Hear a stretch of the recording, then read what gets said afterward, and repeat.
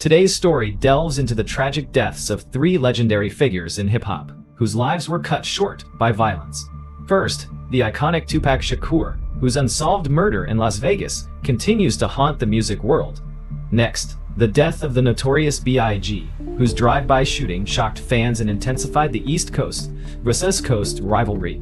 Finally, the heartbreaking murder of Nipsey Hussle, a rapper and activist whose loss left a lasting impact on his community. But before we begin, if you're a fan of the strange, dark, and mysterious delivered in story format, you've come to the right place. Be sure to subscribe and turn on notifications so you never miss an upload. Alright, let's get into today's story.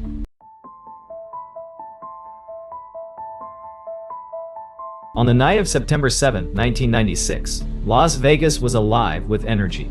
The neon lights of the Strip illuminated the city in a kaleidoscope of colors, casting a vibrant glow on the throngs of people who poured into casinos, nightclubs, and luxury hotels. Among them was Tupac Shakur, a name that carried weight far beyond the world of music. Known for his raw, unapologetic lyrics and larger-than-life persona, Tupac was at the height of his career, a cultural icon whose influence transcended generations. But this night, a night meant for celebration, would take a turn no one could have anticipated. Tupac had arrived in Las Vegas earlier that day, accompanied by Suge Knight, the head of Death Row Records, and a man with a reputation as formidable as his physical presence. The two were there to attend a high-profile boxing match at the MGM Grand, where Mike Tyson was set to face Bruce Seldon. It was a night of spectacle and power, a fitting stage for Tyson, whose ferocity in the ring mirrored Tupac's intensity on the mic. As the crowd filled the arena, anticipation crackled in the air like static electricity. The fight itself was over almost as soon as it began. Tyson delivered a knockout blow in the first round, sending Seldon to the canvas and the crowd into a frenzy. Among the cheering fans, Tupac stood out, his energy magnetic as he celebrated Tyson's victory. Cameras captured him laughing, cheering, and exchanging words with those around him. A snapshot of a man seemingly at the top of the world. But the euphoria of the night didn't last. As the crowd spilled out of the arena and into the MGM Grand's bustling lobby, an encounter took place that would set the wheels of tragedy in motion. Among the sea of faces, one stood out: Orlando Anderson, a known affiliate of the Southside Crips, a gang with long-standing tensions with Suge Knight's Blood's affiliated entourage. Anderson was no stranger to conflict. Just weeks earlier, he had been accused of stealing a Death Row Records medallion from one of Tupac's associates, an act that had not been forgotten. Tupac spotted Anderson almost immediately. Without hesitation, he approached, his movements purposeful and charged with an energy that quickly drew the attention of those nearby.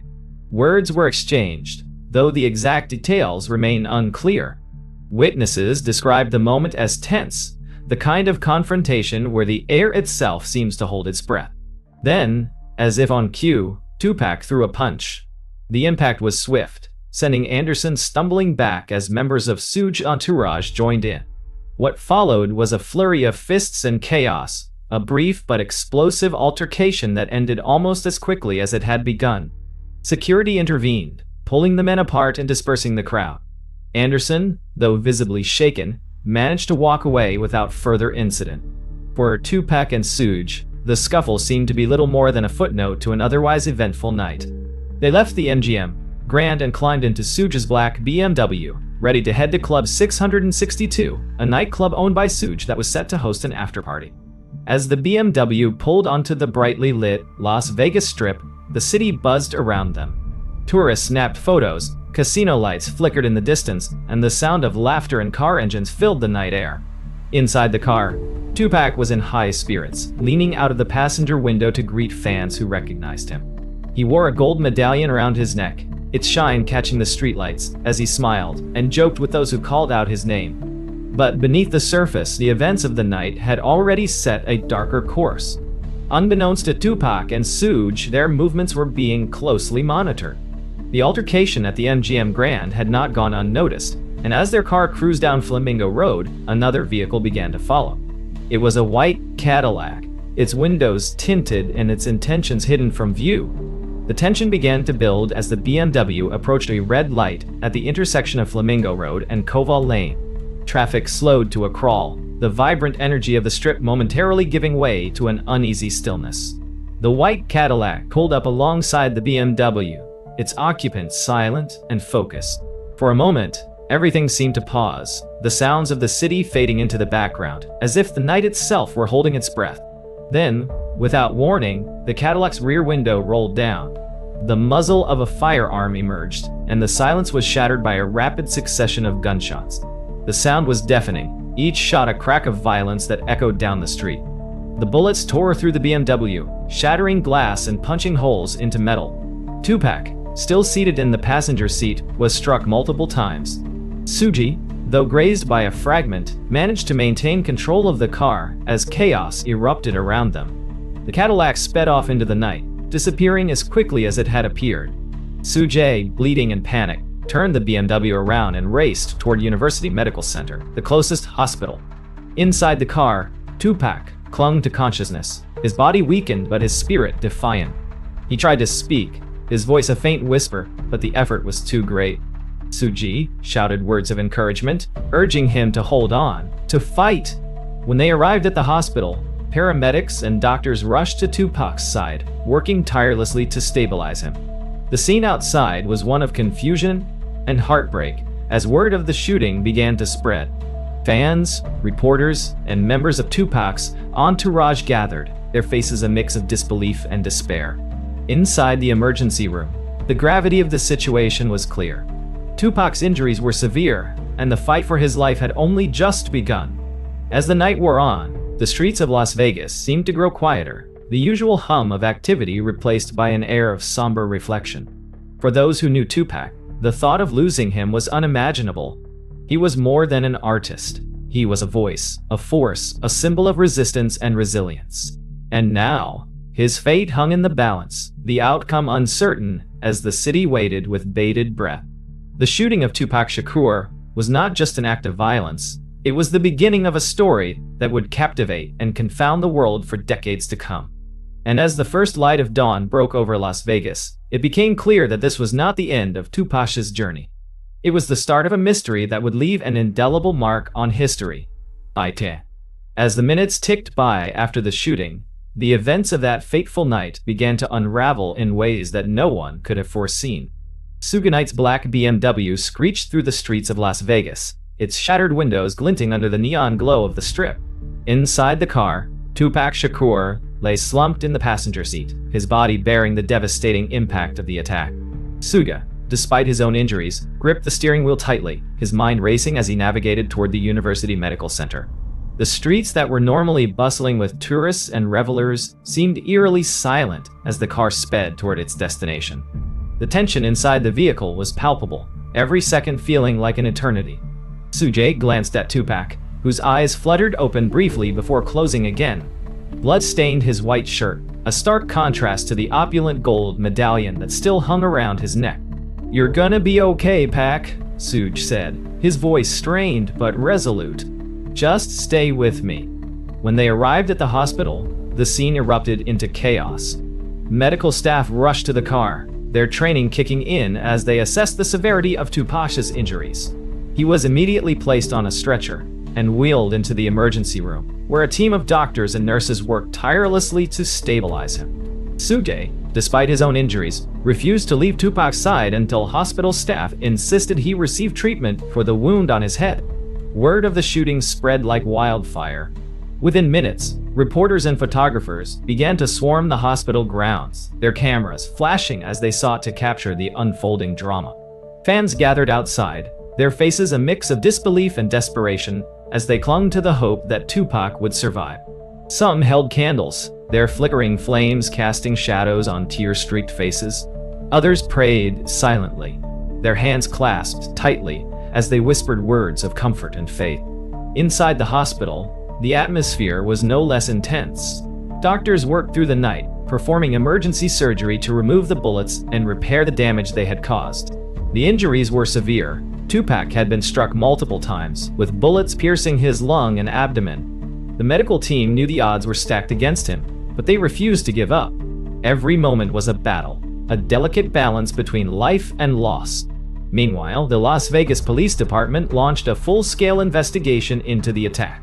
Detectives arrived at the hospital, hoping to speak with Tupac or Suge about what had happened. But Tupac was unconscious, and Suge, though cooperative, could provide only limited details. "It happened so fast," he told them. "One minute we were driving, and the next, it was chaos." Back at the scene of the shooting, investigators combed through evidence, their flashlights illuminating the shattered glass and bullet casings that littered the street. Witnesses were interviewed, but their accounts varied, and many were hesitant to speak out. The attack had been brazen, carried out in one of the most heavily trafficked areas of Las Vegas, yet the perpetrators had vanished without a trace. As the hours turned into days, the media frenzy surrounding the shooting intensified. News outlets across the country covered the story relentlessly, their headlines splashed with Tupac's name and image. Theories about the motive behind the attack began to circulate, each one more sensational than the last. Some speculated that the altercation at the MGM Grand had escalated into a targeted retaliation. Others pointed to the long-standing tensions between East Coast and West Coast rap scenes, suggesting that the shooting was the latest chapter in a bitter rivalry. For those closest to Tupac, the speculation was secondary to the immediate reality of his condition. His mother, Afeni Shakur, arrived at the hospital, her presence a source of strength for those who had gathered. Despite the overwhelming uncertainty, she remained composed, her resolve unshaken as she stood by her son's side. "He's a fighter," she told those around her. "He's not going to give up." Inside Tupac's hospital room, the hum of machines filled the air, their steady rhythms a stark reminder of the fragility of his condition.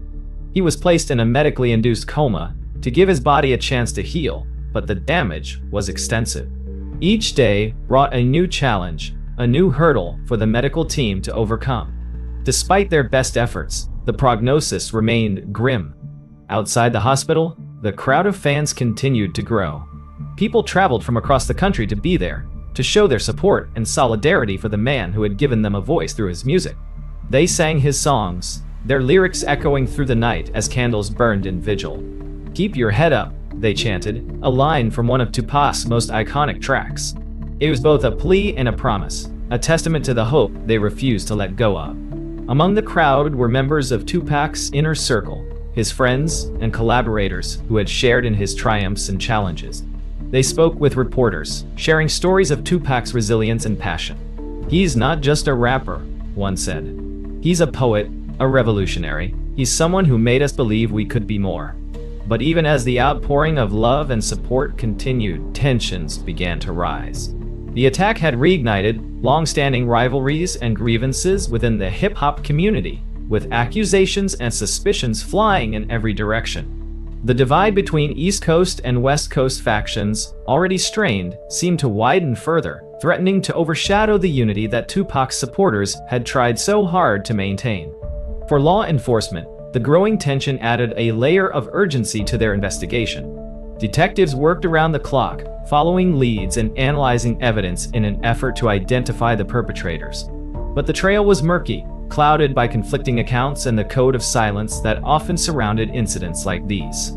Frustration mounted as days passed with little progress, and the pressure to find answers only grew.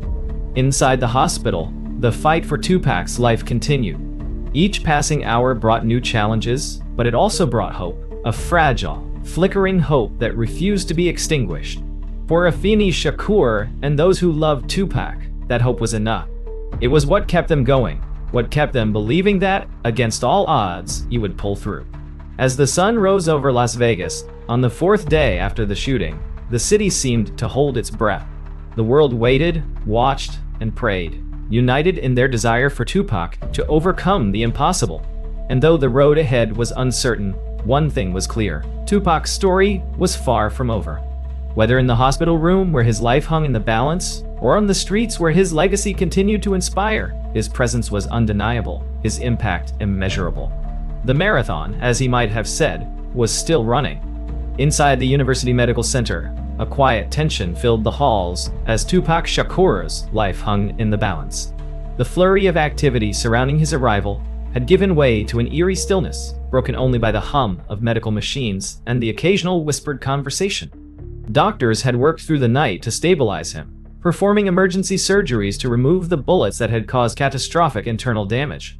The prognosis was grim, but the medical team was determined to do everything possible to save him.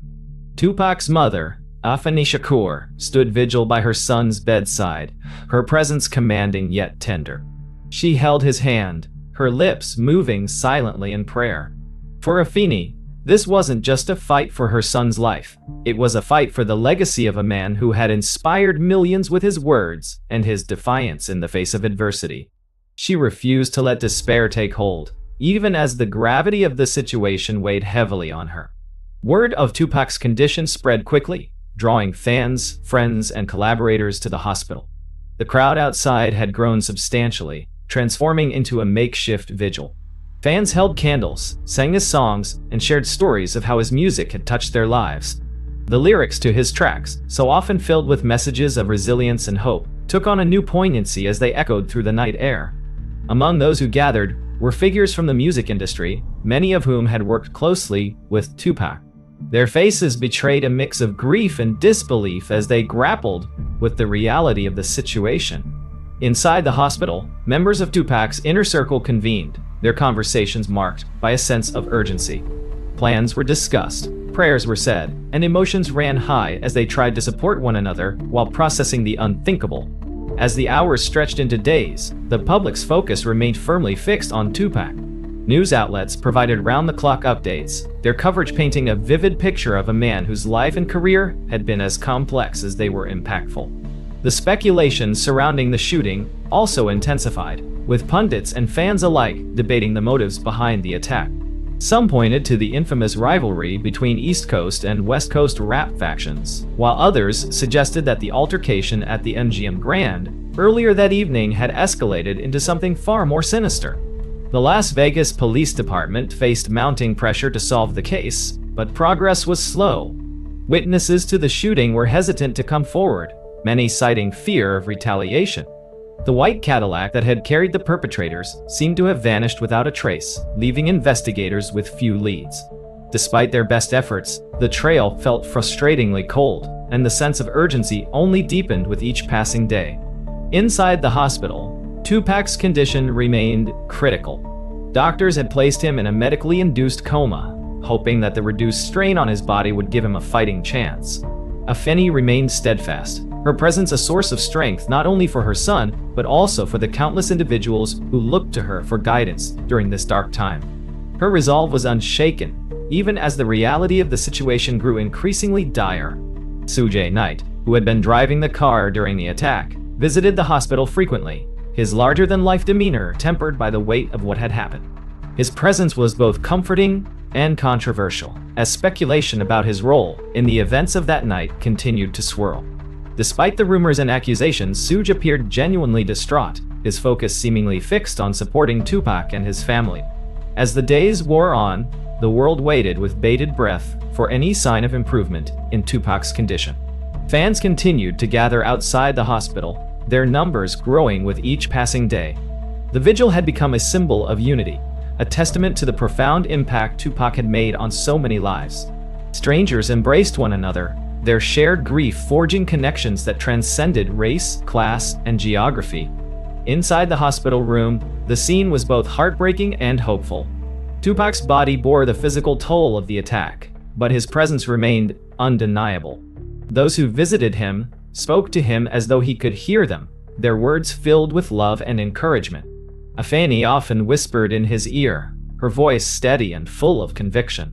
"You're not done yet," she told him. "You've got more to do." The sixth day after the shooting brought a heartbreaking turn. Despite the best efforts of the medical team, Tupac's condition began to deteriorate rapidly.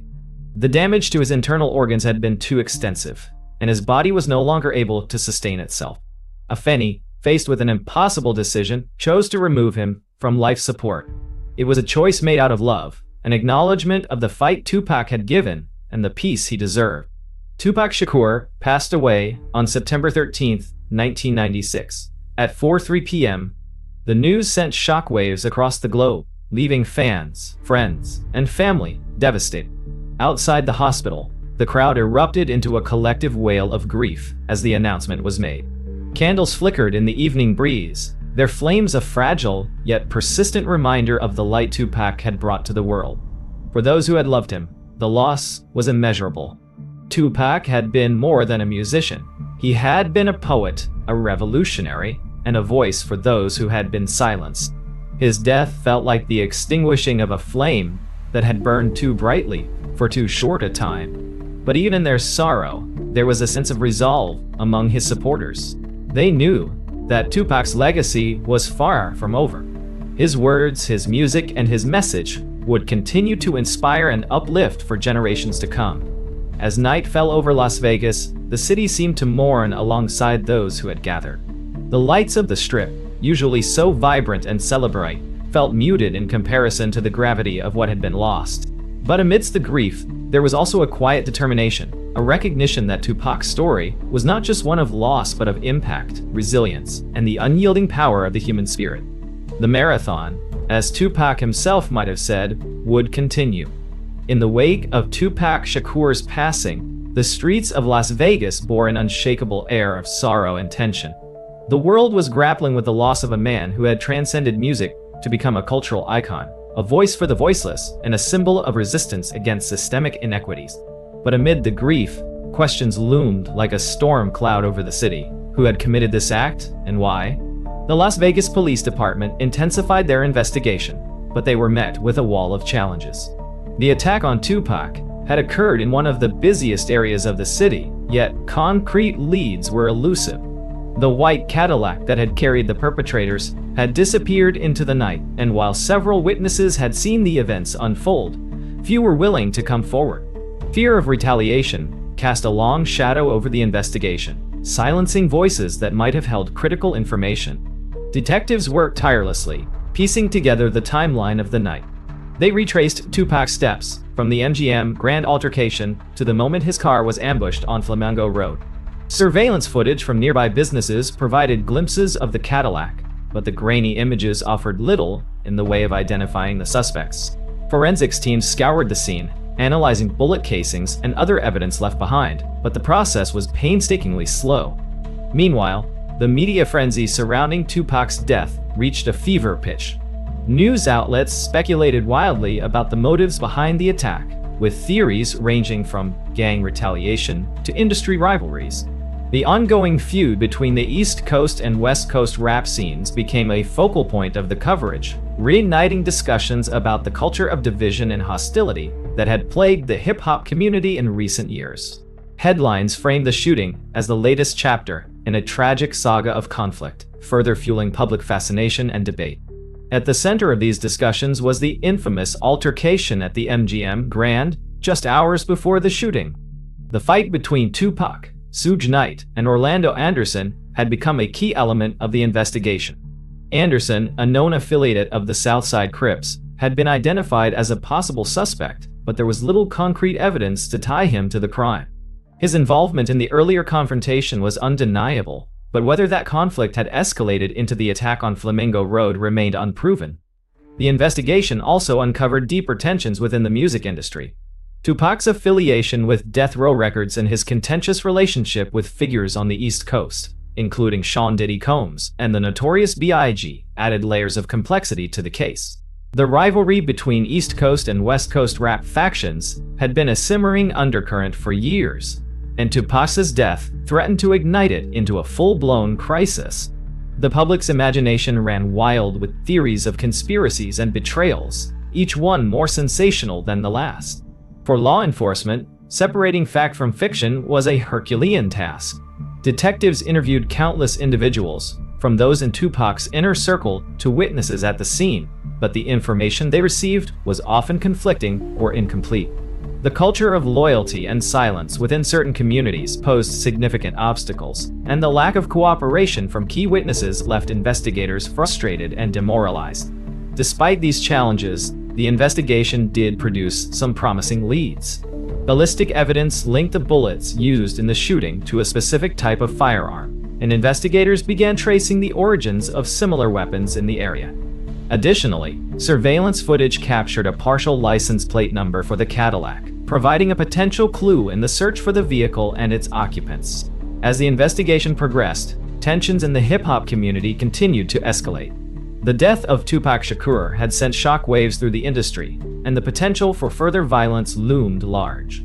Artists and executives on both coasts issued statements condemning the attack and calling for unity, but the divisions that had been stoked over years of rivalry were not easily mended. Public figures like Reverend Al Sharpton and civil rights leaders stepped forward to mediate discussions, urging an end to the cycle of conflict that had claimed one of the genre's brightest stars. Meanwhile, Tupac's family and friends struggled to navigate their grief amidst the chaos. Afeni Shakur, ever the symbol of strength, continued to advocate for her son's legacy. She worked tirelessly to ensure that his life's work would not be overshadowed by the circumstances of his death. Tupac was more than a musician, she told reporters.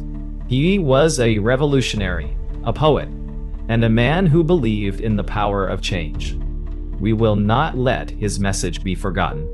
Afeni's resolve inspired others to take action in Tupac's name. Vigils and memorials were held across the country, from Los Angeles to New York, as fans and supporters gathered to honor his life and legacy. The streets of Crenshaw and Harlem were filled with murals bearing his image, accompanied by messages of hope and resilience.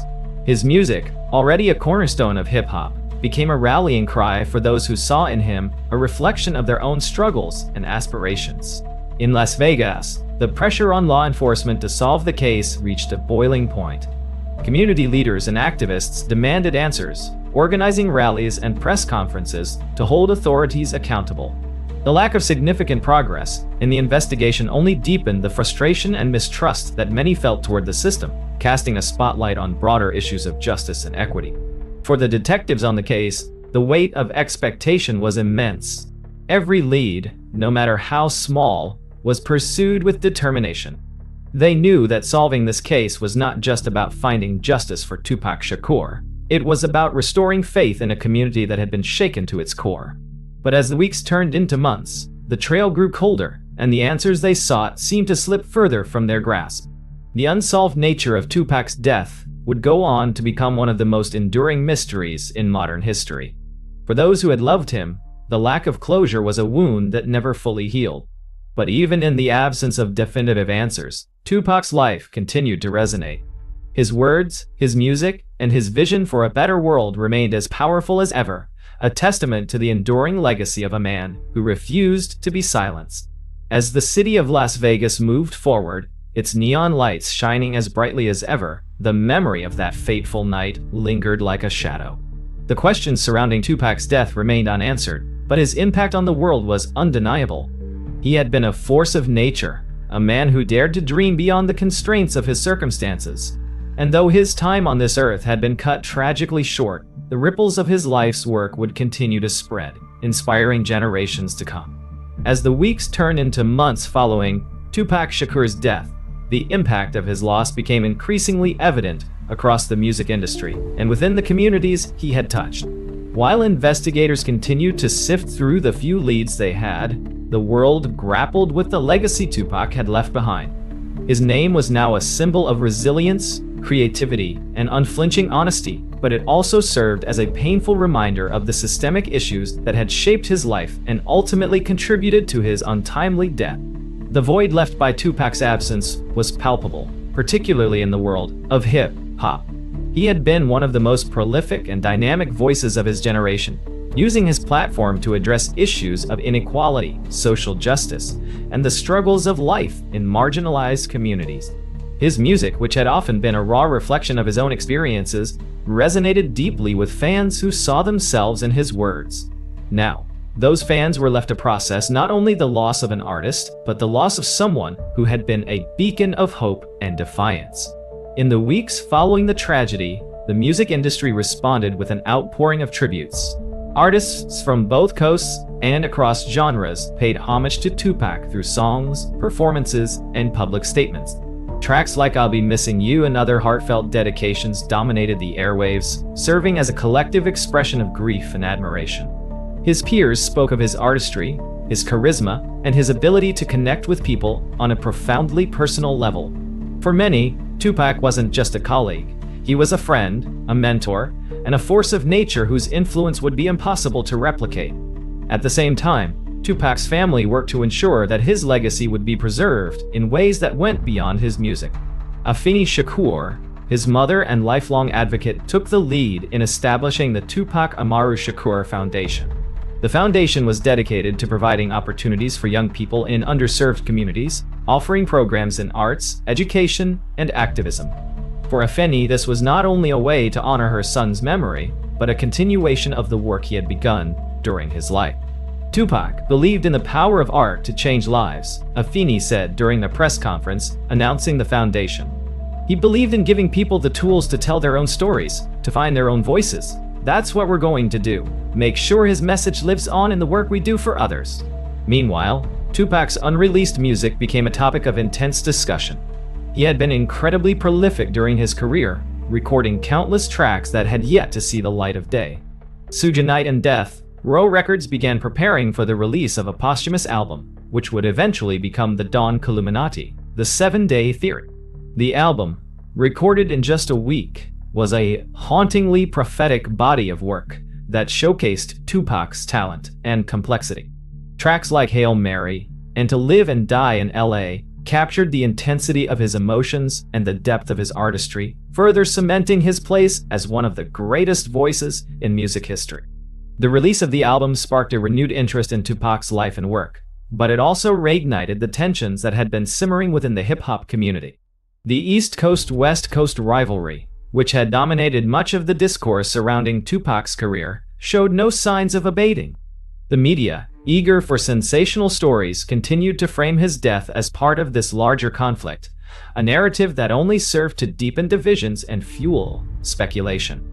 For fans, however, the focus was on celebrating Tupac's contributions rather than dwelling on the controversies. Memorial events were held across the country, drawing thousands of people who came to honor his memory and share in the collective experience of his music.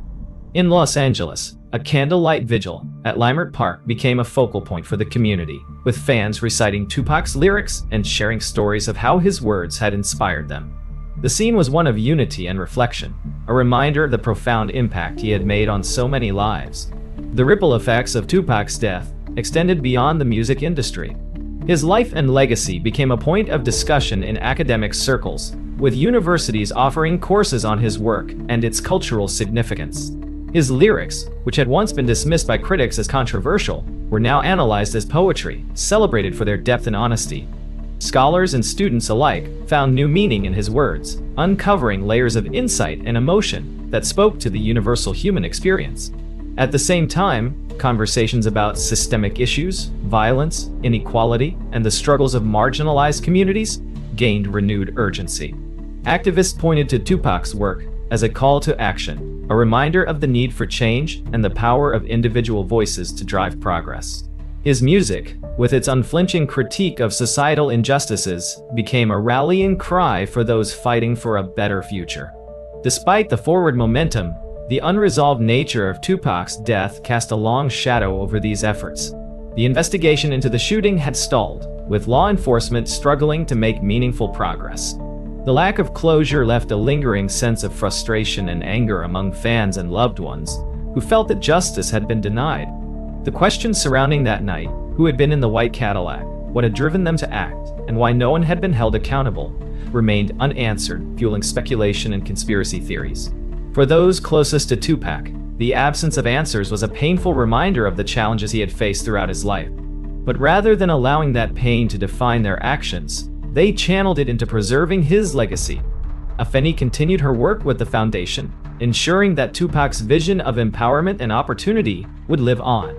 His friends and collaborators carried forward his message through their own art, using their platforms to amplify the themes he had championed. Through it all, one thing became clear: Tupac Shakur's impact could not be contained by the circumstances of his death. He had been a revolutionary artist, a fearless advocate, and a man who dared to dream of a world that was better, kinder, and more just. And though his life had been cut tragically short, the ripples of his work and his message continued to spread, inspiring new generations to pick up where he had left off. As the months turned into years, Tupac's presence remained as strong as ever. His music continued to resonate, his words continued to inspire, and his vision for a brighter future continued to guide those who believed in the power of art, community, and resilience. The marathon, as he might have said, was far from over. It was still running, carried forward by the countless lives he had touched along the way.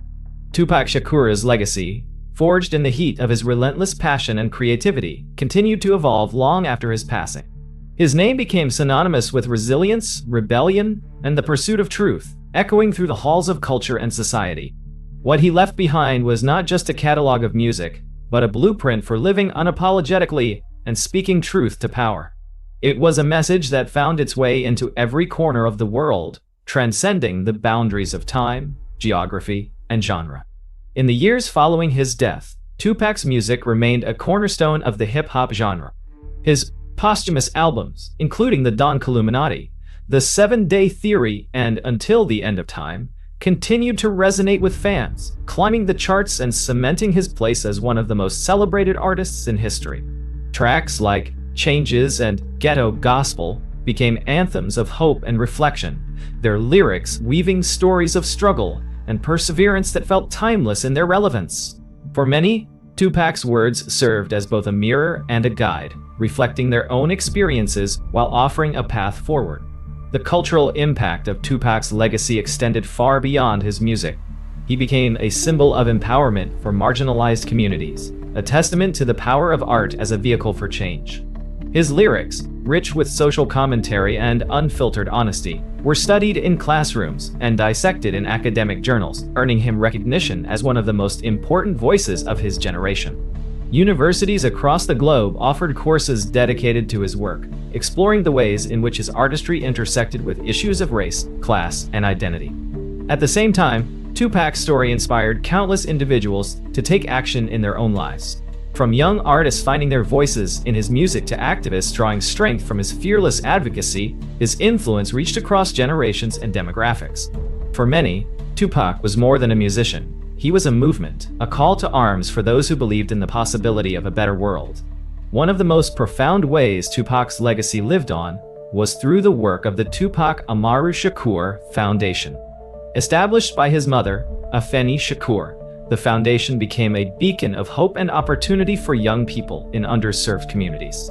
It offered programs in arts education, mentorship, and community building, empowering participants to explore their creativity and embrace their potential. Through the foundation's initiatives, Tupac's vision of a world where every individual had the chance to thrive was brought to life. Afeni herself became a central figure in the effort to preserve and expand her son's legacy. A fierce advocate for social justice and community empowerment, she used her platform to address the systemic issues that had shaped Tupac's life and career. Her speeches were marked by the same unflinching honesty and conviction that had defined her son's work, inspiring others to continue the fight for equity and justice. In the years following Tupac's death, the unresolved nature of his case remained a source of frustration and heartbreak. Despite ongoing efforts by law enforcement and independent investigators, the circumstances surrounding the shooting on Flamingo Road remained shrouded in mystery. The lack of closure fueled a wave of speculation and conspiracy theories, with fans and commentators offering their own interpretations of what had happened that night. Yet, even in the absence of definitive answers, Tupac's legacy refused to be overshadowed by the questions surrounding his death. The world saw in Tupac a reflection of its own struggles and aspirations. His life and work were a reminder that the fight for justice and equality was ongoing, that progress required both courage and persistence. Through his music, his activism, and his unyielding spirit, he had planted seeds of change that continued to bear fruit long after his passing. Memorials to Tupac sprang up in cities across the globe, from murals on the streets of Los Angeles to tributes in the heart of Johannesburg. Each one was a testament to the universal impact of his message, a celebration of a man who had dared to challenge the status quo and dream of something greater. These physical tributes were matched by countless personal stories, shared by fans who spoke of how Tupac's words had given them strength in their darkest moments. For the music industry, Tupac's legacy became a benchmark against which future generations of artists were measured. His ability to blend vulnerability with strength, to speak both to and for his audience, set a standard that few could match. Many artists cited him as a key influence, drawing from his work as they crafted their own. His impact was felt not only in hip-hop but across genres, as musicians from all backgrounds sought to emulate his authenticity and depth. But perhaps the most enduring aspect of Tupac's legacy was the way he inspired people to believe in the power of their own voices. His story was one of transformation, of a young man who had channeled his pain and anger into art that moved the world. He showed that it was possible to rise above circumstances, to turn struggle into strength, and to make a difference through sheer force of will. In the quiet moments, when the world seemed to slow down and reflect, Tupac's presence could still be felt. His music played at gatherings and protests, his image adorned t-shirts and posters, and his words echoed in conversations about hope and resilience. For those who had loved him, for those who had been inspired by him, he was more than a memory. He was a guiding light, a reminder that the marathon was not over.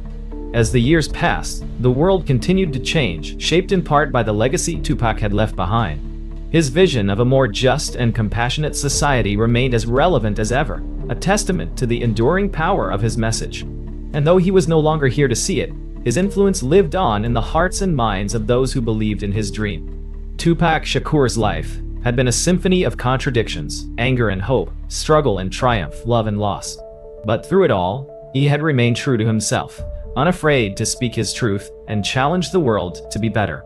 And in doing so, he had ensured that his voice would never be silenced, that his story would continue to inspire for generations to come. The lights of Las Vegas still glittered in the distance, a reminder of the city where Tupac's journey had come to an end. But for those who carried his legacy forward, the light they held was brighter still. The marathon, as Tupac had always said, continued. It was a journey without a finish line, a testament to the enduring power of hope, resilience, and the human spirit. The next story is called The Notorious B.I.G. On the night of March 8, 1997, the city of Los Angeles was alive with energy. The annual Soul Train Music Awards had drawn some of the biggest names in entertainment, filling the air with excitement and the hum of flashing cameras. Among the attendees was Christopher Wallace, better known to the world as the Notorious B.I.G., or simply Biggie. At just 24 years old, he was already a legend, a rapper whose words painted vivid portraits of life, struggle, and ambition. His presence commanded attention wherever he went, and this night was no exception. Dressed in an immaculate suit, Biggie arrived at the awards afterparty held at the Peterson Automotive Museum. The event, hosted by Vibe magazine and Quest Records, was brimming with celebrities, industry insiders, and fans hoping for a glimpse of their favorite stars. The atmosphere was electric, a mix of celebration and opportunity, with people networking, laughing, and posing for photographs beneath the gleaming display of vintage cars that adorned the museum's halls.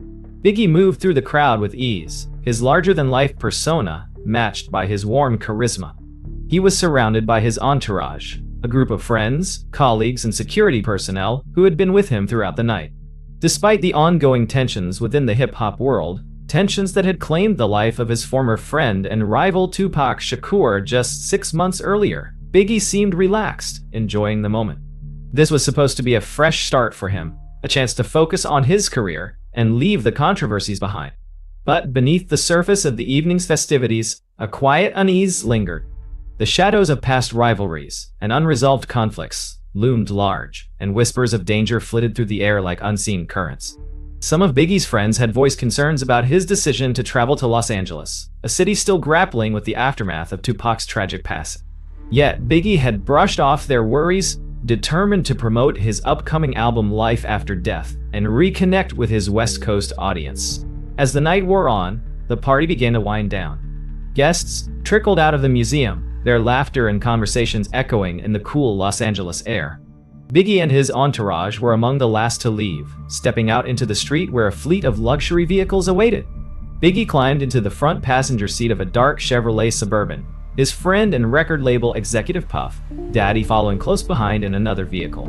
The plan was to head back to their hotel, bringing an end to what had been a long but successful evening. The convoy of cars began its journey through the city, the hum of engines blending with the distant sounds of nightlife. As the Suburban rolled down Wilshire Boulevard, the lights of Los Angeles sparkled in the distance, a stark contrast to the darkness that lay ahead. Biggie leaned back in his seat, chatting casually with his companions, unaware that danger was closing in. At the intersection of Wilshire and Fairfax, the Suburban came to a stop at a red light. The street was quiet, save for the occasional passing car. Time seemed to slow as the convoy waited, the rhythmic beat of a nearby song faintly audible from a car's stereo. And then, without warning, a black Chevrolet Impala pulled up alongside Biggie's vehicle. The windows of the Impala rolled down, revealing a figure shrouded in shadow. Before anyone could react, gunfire erupted, shattering the stillness of the night. The sound was deafening, each shot a sharp crack that echoed through the empty intersection. Bullets tore through the Suburban's passenger side, their impact sending glass and metal flying in all directions. Inside the vehicle, chaos erupted as passengers ducked for cover, their shouts mingling with the sound of tires screeching. Biggie was struck multiple times. The force of the bullets pushed him back into his seat, his body motionless as the Impala sped away into the night. The attack had lasted mere seconds, but its impact would reverberate for decades. Puff Daddy and the rest of the convoy scrambled to respond, their vehicles peeling away from the scene in a desperate bid to get Biggie to the nearest hospital. The Suburban raced toward Cedars-Sinai Medical Center, its headlights cutting through the darkness. Inside, panic and disbelief filled the air as Biggie's companions tried to keep him conscious. "Stay with us, Big," someone pleaded, their voice trembling with urgency. But the rapper's injuries were catastrophic, and his breaths grew shallow with each passing moment. When they arrived at the hospital, medical staff rushed to the vehicle, pulling Biggie from the passenger seat and onto a stretcher. He was wheeled into the emergency room, where doctors and nurses worked tirelessly to save him. Outside, the gravity of the situation began to sink in for those who had accompanied him. Faces once filled with laughter and confidence were now etched with shock and grief, their eyes fixed on the hospital doors as they waited for news. Word of the shooting spread rapidly, reaching fans, friends, and family within moments. By the time the first light of dawn broke over Los Angeles, the streets outside Cedars-Sinai were filled with reporters, fans, and mourners. Cameras flashed, voices buzzed, and questions hung heavy in the air. Who had done this? And why? Inside the hospital, the news everyone feared finally came. Christopher Wallace, the Notorious B.I.G., was pronounced dead at 1:15 a.m. on March 9, 1997. He was 24 years old. The announcement sent shockwaves through the world, leaving a void that could never be filled. For those who knew him, for those who loved him, and for the countless fans who had found solace in his music, the loss was immeasurable. Outside, the streets of Los Angeles seemed to fall silent as the reality of what had happened set in. The lights of the city, so vibrant just hours before, now felt dimmed, their glow a somber reminder of a life extinguished too soon. The night had started as a celebration, but it had ended in tragedy, a tragedy that would become one of the most infamous and unsolved mysteries in the history of music. As the news of the tragic events began to ripple through Los Angeles and beyond, the city's vibrant energy seemed to slow, weighed down by the collective shock of what had transpired. In the immediate aftermath of the shooting, investigators arrived at the scene on Wilshire Boulevard to find a grim and chaotic tableau. Broken glass glittered under the pale glow of streetlights, and the air still carried the acrid scent of gunpowder. The scene was eerily quiet, save for the low murmurs of law enforcement officers as they began their grim task of piecing together the puzzle of what had just occurred. Detectives from the Los Angeles Police Department quickly cordoned off the intersection, setting up barriers to keep onlookers and the growing crowd of media at bay. They knew this case would be unlike any other. The victim wasn't just another name. They were dealing with the death of one of the most prominent figures in music, a man whose life and work had touched millions. The weight of the investigation was palpable, and the pressure to deliver answers was immediate and immense. The first order of business was to gather evidence. Bullet casings littered the ground near where the Chevrolet Suburban had been parked. Each piece of evidence was meticulously cataloged and photographed, the officers moving with a sense of urgency and purpose. Surveillance footage from nearby businesses was quickly confiscated, and witnesses in the area were questioned. But as the detectives soon discovered, the task ahead would be anything but straightforward. Witnesses offered conflicting accounts of the events leading up to the shooting.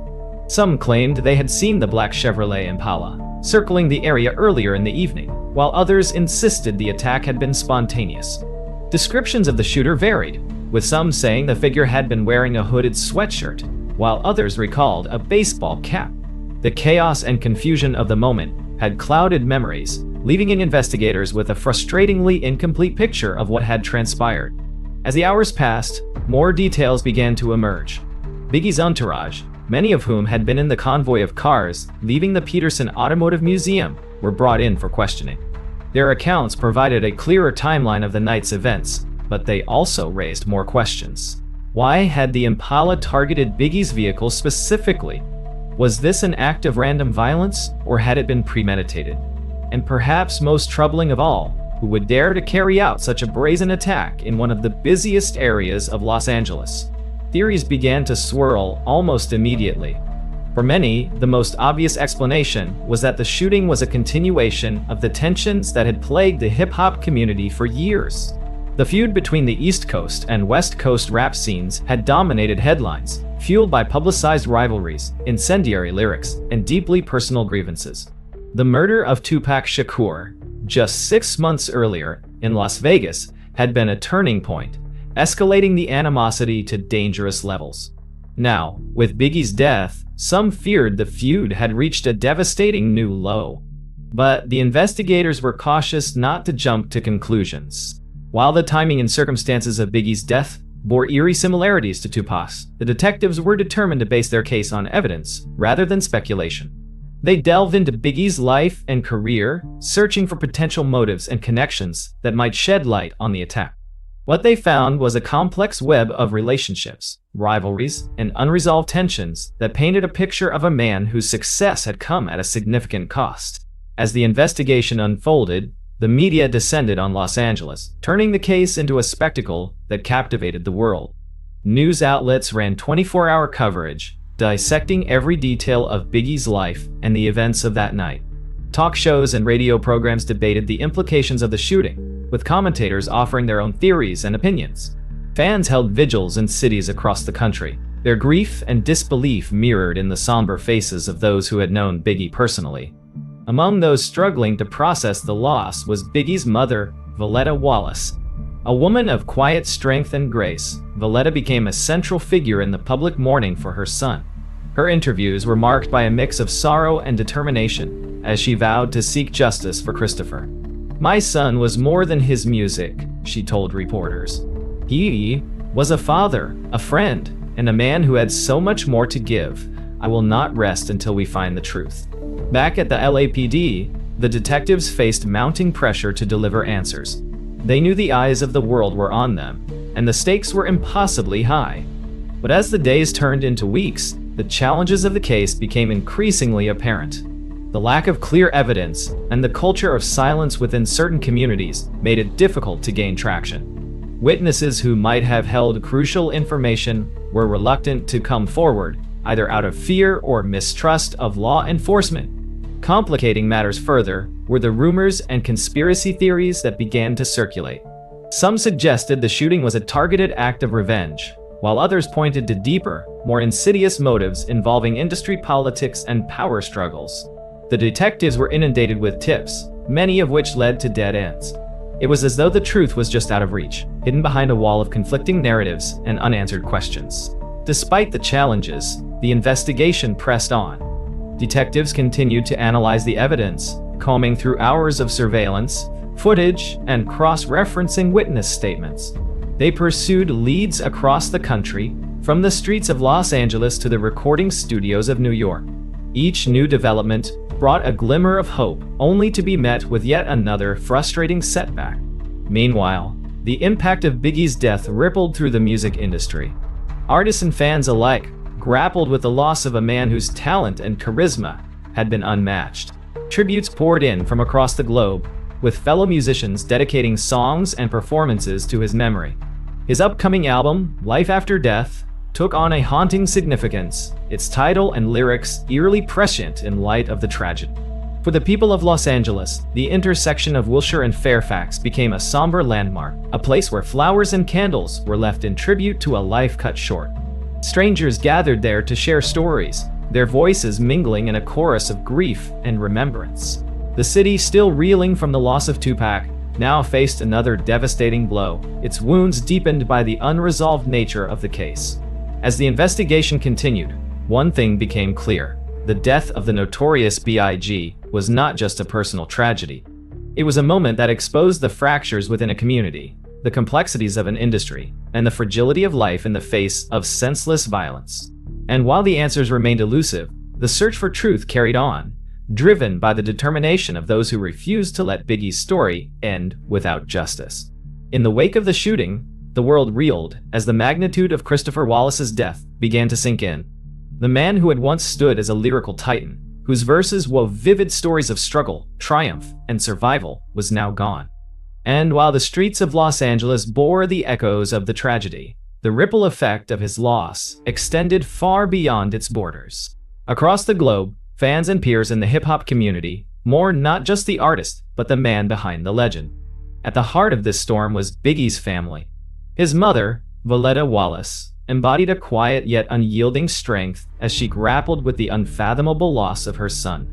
Her home in Brooklyn became a gathering place for friends, family, and supporters who came to pay their respects and share memories of the man they had known as Christopher.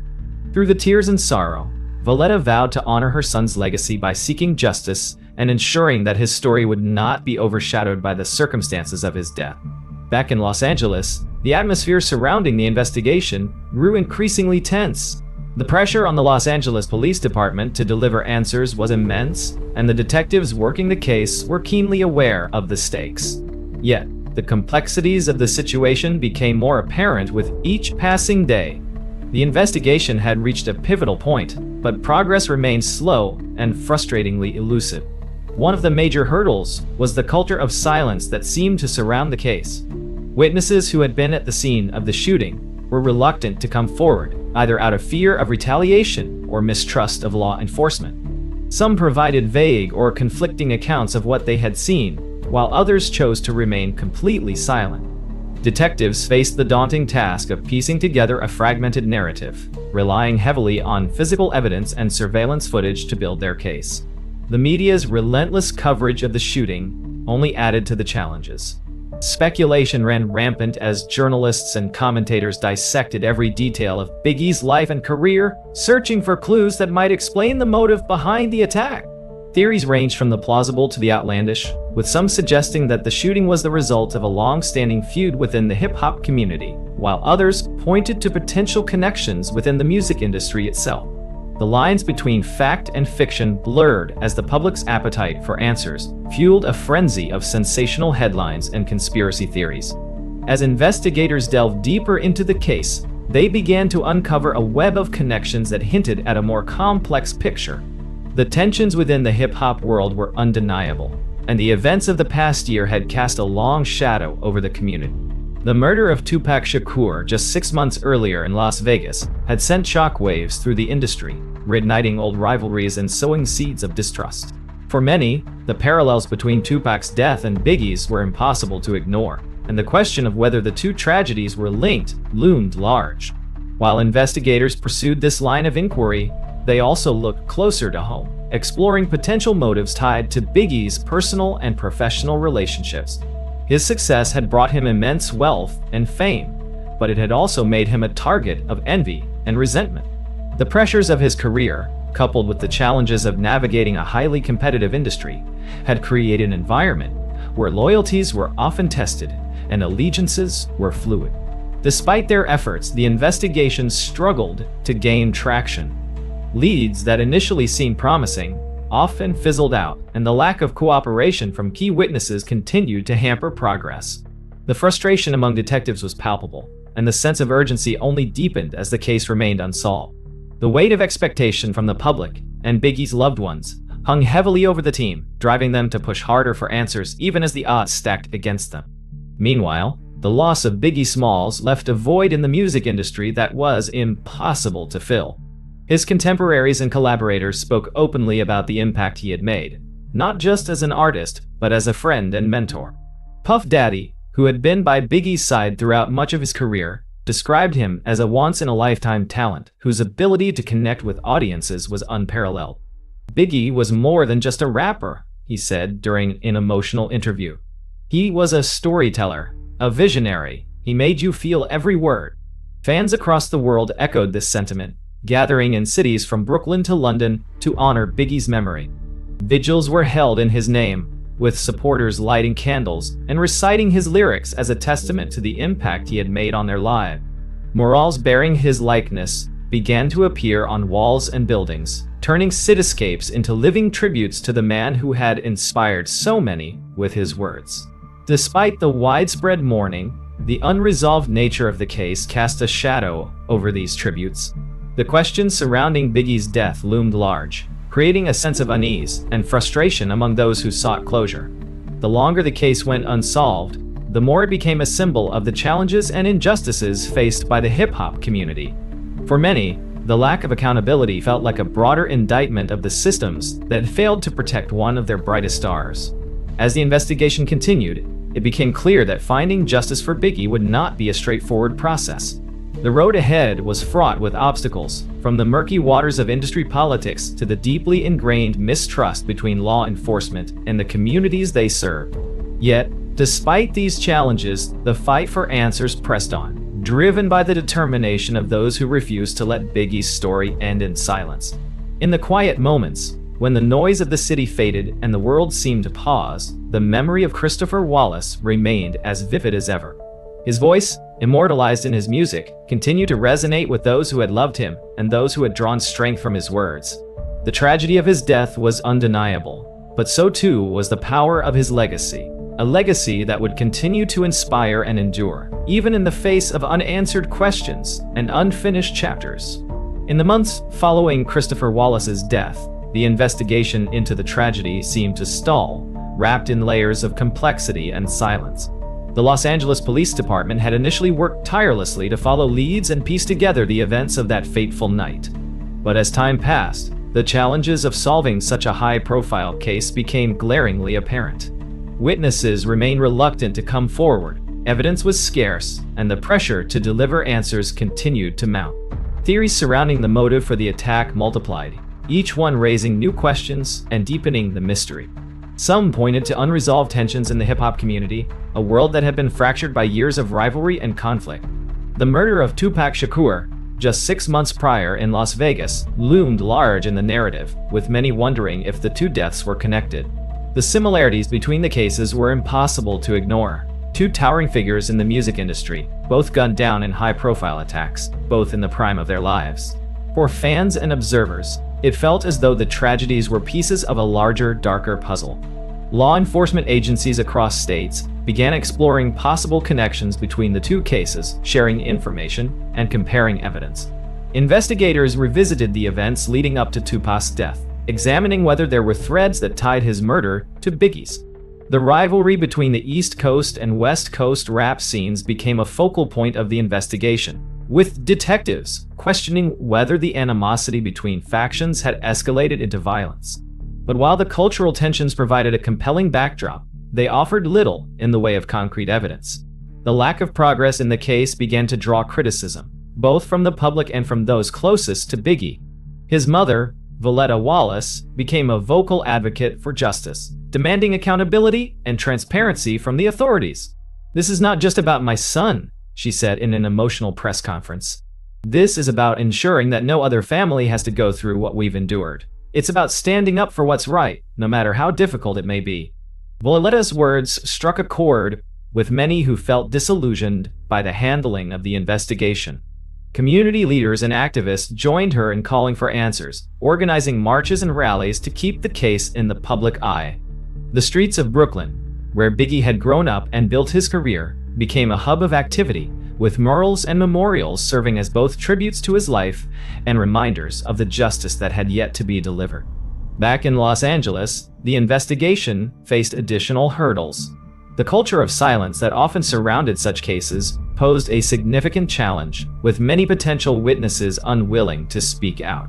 Some feared retaliation, while others distrusted law enforcement, believing that the system was more interested in protecting its own interests than in seeking the truth. This lack of cooperation left detectives frustrated, their progress hindered by a wall of unanswered questions. Amidst these challenges, a new angle emerged, the possibility of internal corruption. Rumors began to circulate about potential links between members of the Los Angeles Police Department and individuals within the music industry and organized crime. Allegations surfaced suggesting that some officers may have been complicit in covering up key aspects of the case, or even involved in orchestrating the events that led to Biggie's death. These claims added a new layer of intrigue and controversy, further complicating an already convoluted narrative. Investigative journalists and independent researchers began digging into these allegations, uncovering troubling details that raised more questions than answers. The possibility of corruption within the AAPD cast a shadow over the entire investigation, shaking public confidence and fueling speculation about what had really happened on the night of March 9, 1997. The idea that those entrusted with upholding the law might have played a role in such a high-profile tragedy was both shocking and unsettling, igniting debates about accountability and systemic issues within law enforcement. As these revelations came to light, the case took on a life of its own, becoming a symbol of the broader issues facing the justice system. For many, Biggie's death was no longer just a personal tragedy. It was a reflection of deeper societal problems that demanded attention and action. Activists and community leaders used the case as a rallying point, calling for reforms to address corruption, improve accountability, and rebuild trust between law enforcement and the communities they serve. Despite these efforts, the investigation remained mired in uncertainty. Leads that initially seemed promising often led to dead ends, and the lack of cooperation from key witnesses continued to stall progress. The case grew colder with each passing month, leaving those seeking justice for Biggie increasingly frustrated and disheartened. Yet amidst the setbacks, there was a resolve to keep pushing forward, to ensure that his story would not be forgotten. For Biggie's loved ones, the lack of closure was a constant source of pain. Voletta Wallace, in particular, carried the weight of her son's loss with a dignity and determination that inspired those around her. She worked tirelessly to preserve his legacy, ensuring that his music and message would continue to resonate with future generations. Through interviews, public appearances, and her involvement in various initiatives, she kept Christopher's memory alive, transforming her grief into a force for change. Meanwhile, the hip-hop community grappled with its own reckoning in the aftermath of Biggie's death. Artists and industry leaders came together to reflect on the divisions that had contributed to the tragedies that had claimed two of their brightest stars. Conversations about unity, accountability, and the power of music to bridge divides began to take root, signaling a shift in the culture that had once been defined by rivalry and competition. For fans, the unresolved nature of Biggie's case became a painful reminder of the fragility of life and the challenges of seeking justice in an imperfect system. Yet, despite the lingering questions and frustrations, his legacy remained a source of inspiration and strength. His music, with its vivid storytelling and raw emotion, continued to resonate with audiences around the world, reminding them of his talent, his humanity, and his unyielding spirit. As the investigation stretched on, the memory of Christopher Wallace endured, a testament to the impact he had made in his short but extraordinary life.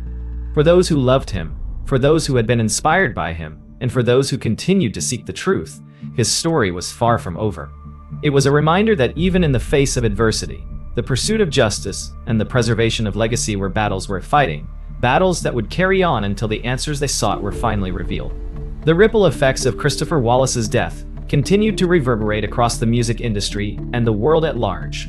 As the investigation into his murder faltered, attention began to shift toward the legacy he had left behind.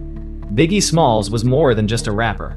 He was a cultural phenomenon, a storyteller whose words had given voice to the struggles and triumphs of a generation. And while his life had been cut tragically short, his impact was undeniable, shaping the trajectory of hip-hop and leaving an indelible mark on popular culture. In the weeks and months following the tragedy, Biggie's presence loomed large.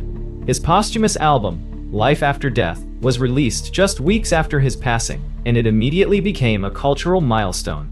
The album's title, which had initially been intended as a clever nod to themes of reinvention and perseverance, took on a haunting new significance in light of the circumstances. Tracks like Hypnotize and Mo Money Mo, Problems dominated the airwaves, their infectious beats and sharp lyrics serving as a bittersweet reminder of the talent the world had lost. The album was a critical and commercial success, debuting at #1 on the Billboard 200, earning widespread acclaim for its ambitious scope and impeccable production. It showcased Biggie's versatility as an artist, blending gritty narratives with playful wordplay and demonstrating his ability to navigate a wide range of styles and themes. For fans, life after death was both a celebration of his genius and a painful reminder of what could have been. It was a final testament to his artistry, a legacy that would continue to inspire and influence for generations to come. As the music world celebrated Biggie's contributions, the broader conversation around his death took on a life of its own.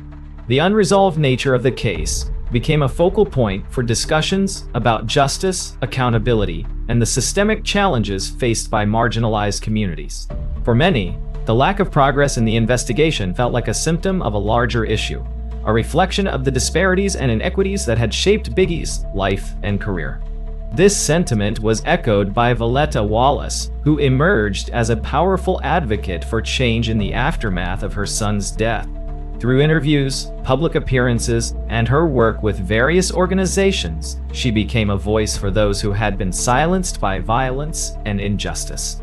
Her message was clear: Christopher's life mattered, and his story deserved to be told in full. She called for greater transparency and accountability from law enforcement, urging them to renew their efforts and pursue the truth with the diligence and determination her son deserved. Valletta's advocacy resonated with many who saw in her story a reflection of their own struggles. Her strength and resilience became a source of inspiration, not only for fans of Biggie's music but for anyone who had faced loss and adversity. Through her work, she ensured that her son's memory would not be defined solely by the tragedy of his death, but by the brilliance and humanity of his life. The cultural impact of Biggie's legacy extended far beyond the boundaries of the music industry. His influence could be felt in fashion, film, and art, as creatives from all disciplines sought to pay homage to his life and work. Murals bearing his likeness adorned city streets, transforming urban landscapes into vibrant tributes to his legacy. Filmmakers and documentarians explored his story through a variety of lenses, shedding light on his journey from the streets of Brooklyn to the heights of superstardom. And in classrooms and lecture halls, his lyrics were studied as works of poetry, celebrated for their depth, authenticity, and emotional resonance. For the hip-hop community, Biggie's death served as a turning point, a moment of reckoning that prompted reflection and change. The years of rivalry and division that had defined the East Coast-West Coast feud began to give way to calls for unity and collaboration. Artists who had once been adversaries began to come together, recognizing the need to move beyond the conflicts that had caused so much pain and loss. In many ways, the tragedy of Biggie's death became a catalyst for healing, a reminder of the power of music to bridge divides and bring people together. Even as the industry moved forward, the questions surrounding Biggie's death remained a source of frustration and pain. For fans, the lack of closure was a lingering wound, a reminder of the fragility of life and the complexities of seeking justice in an imperfect world. Yet, despite the unanswered questions, Biggie's story continued to inspire and uplift. His music, with its vivid imagery and unflinching honesty, remained a testament to the resilience of the human spirit, a reminder that even in the face of adversity, there was strength to be found in art and self-expression. For those who had known him personally, the grief of losing Biggie was compounded by the knowledge of what the world had lost. He had been more than just a rapper. He had been a son, a father, and a friend, a man whose laughter and generosity had touched the lives of everyone around him. His absence was a void that could never be filled, but his memory lived on in the stories, music, and love he had left behind. As the years passed, the legacy of the Notorious B.I.G. only grew stronger. His influence could be seen in the work of countless artists who cited him as an inspiration, in the fans who continued to celebrate his music, and in the conversations he had sparked about the power of art to drive change.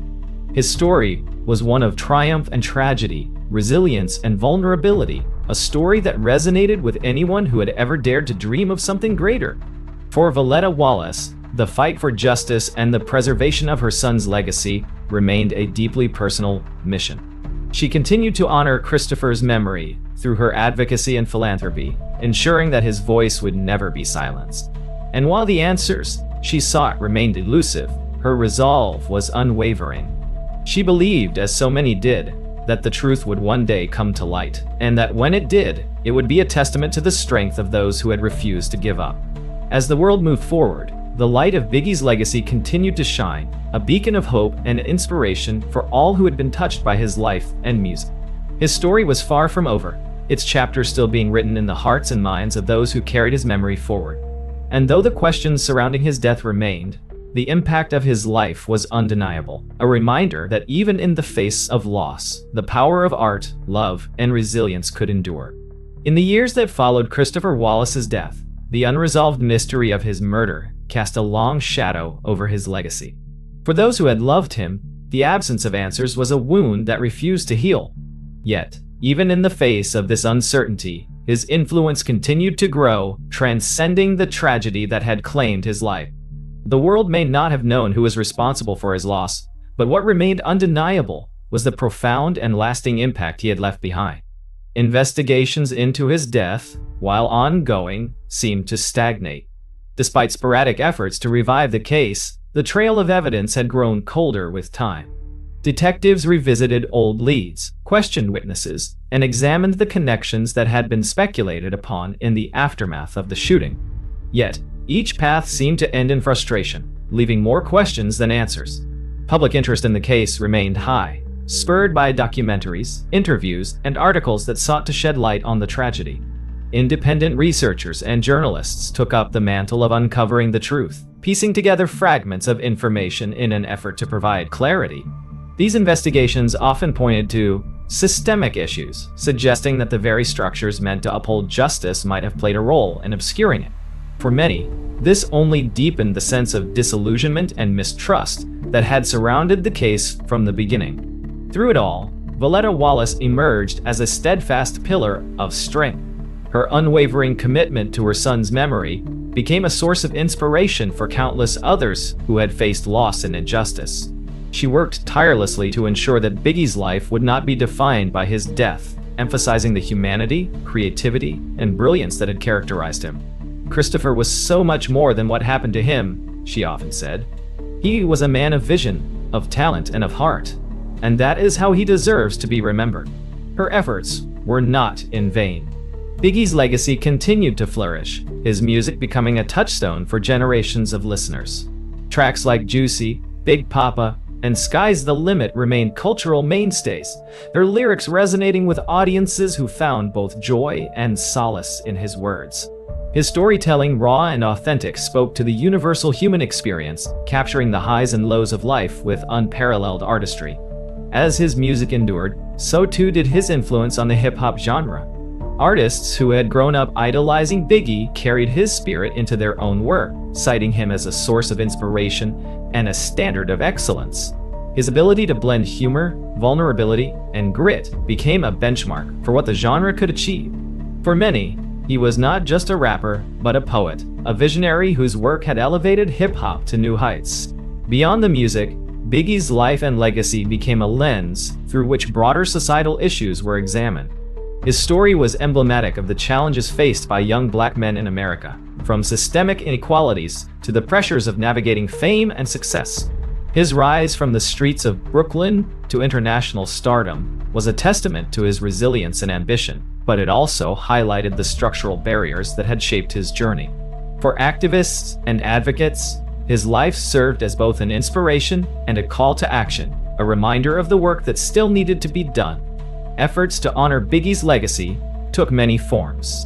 In his hometown of Brooklyn, his name became synonymous with the borough's rich cultural heritage. Streets and landmarks were renamed in his honor, transforming the places he had once walked into living tributes to his memory.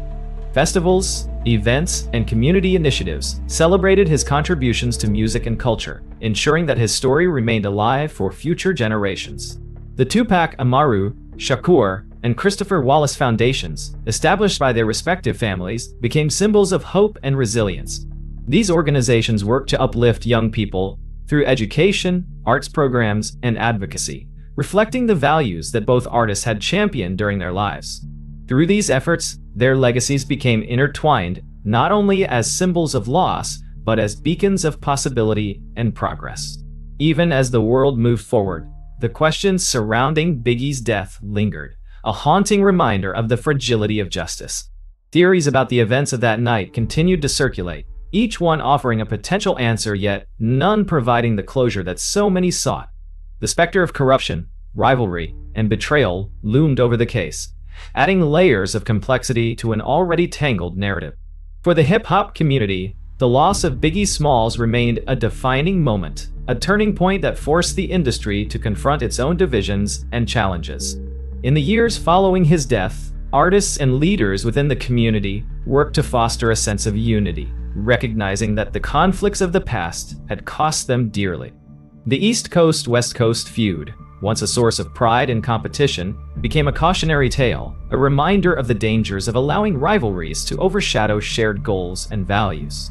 Yet, even amidst the pain and unanswered questions, there was hope. Biggie's life had been a testament to the power of perseverance, creativity, and self-expression. His music had given voice to those who had often been overlooked, and his story had inspired countless others to pursue their dreams. For fans, friends, and family alike, his legacy was a source of strength, a reminder that while his time on Earth had been brief, his impact was infinite. As the years turned into decades, the memory of Christopher Wallace remained as vivid and powerful as ever. His music continued to be celebrated, his words serving as a bridge between generations. He had been a man of contradictions, humble yet larger than life, playful yet profound. But it was these very contradictions that had made him so relatable, so human. For Valletta Wallace, the fight for justice was not just about finding answers, but about ensuring that her son's story was told in its entirety. She believed that his life was a testament to the potential of art to heal, to unite, and to inspire. And while the search for the truth about his death continued, she found solace in the knowledge that Christopher's legacy was alive and thriving. In the end, Biggie's story was more than a tale of tragedy. It was a celebration of resilience, creativity, and the enduring power of the human spirit. His voice, immortalized in his music, continued to echo across time, a reminder that even in the face of loss, the light of hope and inspiration could never be extinguished. The marathon of his legacy, like his music, would live on, carried forward by the countless lives he had touched. The next and final story is called Nipsey Hussle. On the warm afternoon of March 31st, 2019, the streets of South Los Angeles were alive with the hum of life. The Crenshaw district, a vibrant neighborhood with deep cultural roots, bustled with activity as locals went about their day. Along Slauson Avenue, the iconic Marathon clothing store stood as a beacon of hope and resilience, embodying the dreams of its owner, Ermias Askum, better known to the world as Nipsey Hussle. That Sunday, Nipsey had decided to visit the store, a decision that seemed ordinary but would soon become extraordinary in the worst way possible. Nipsey wasn't just a Grammy-nominated artist. He was a community leader, a businessman, and an inspiration to countless individuals in the neighborhood. People respected him, not just for his music, but for his unwavering commitment to uplifting the community he came from.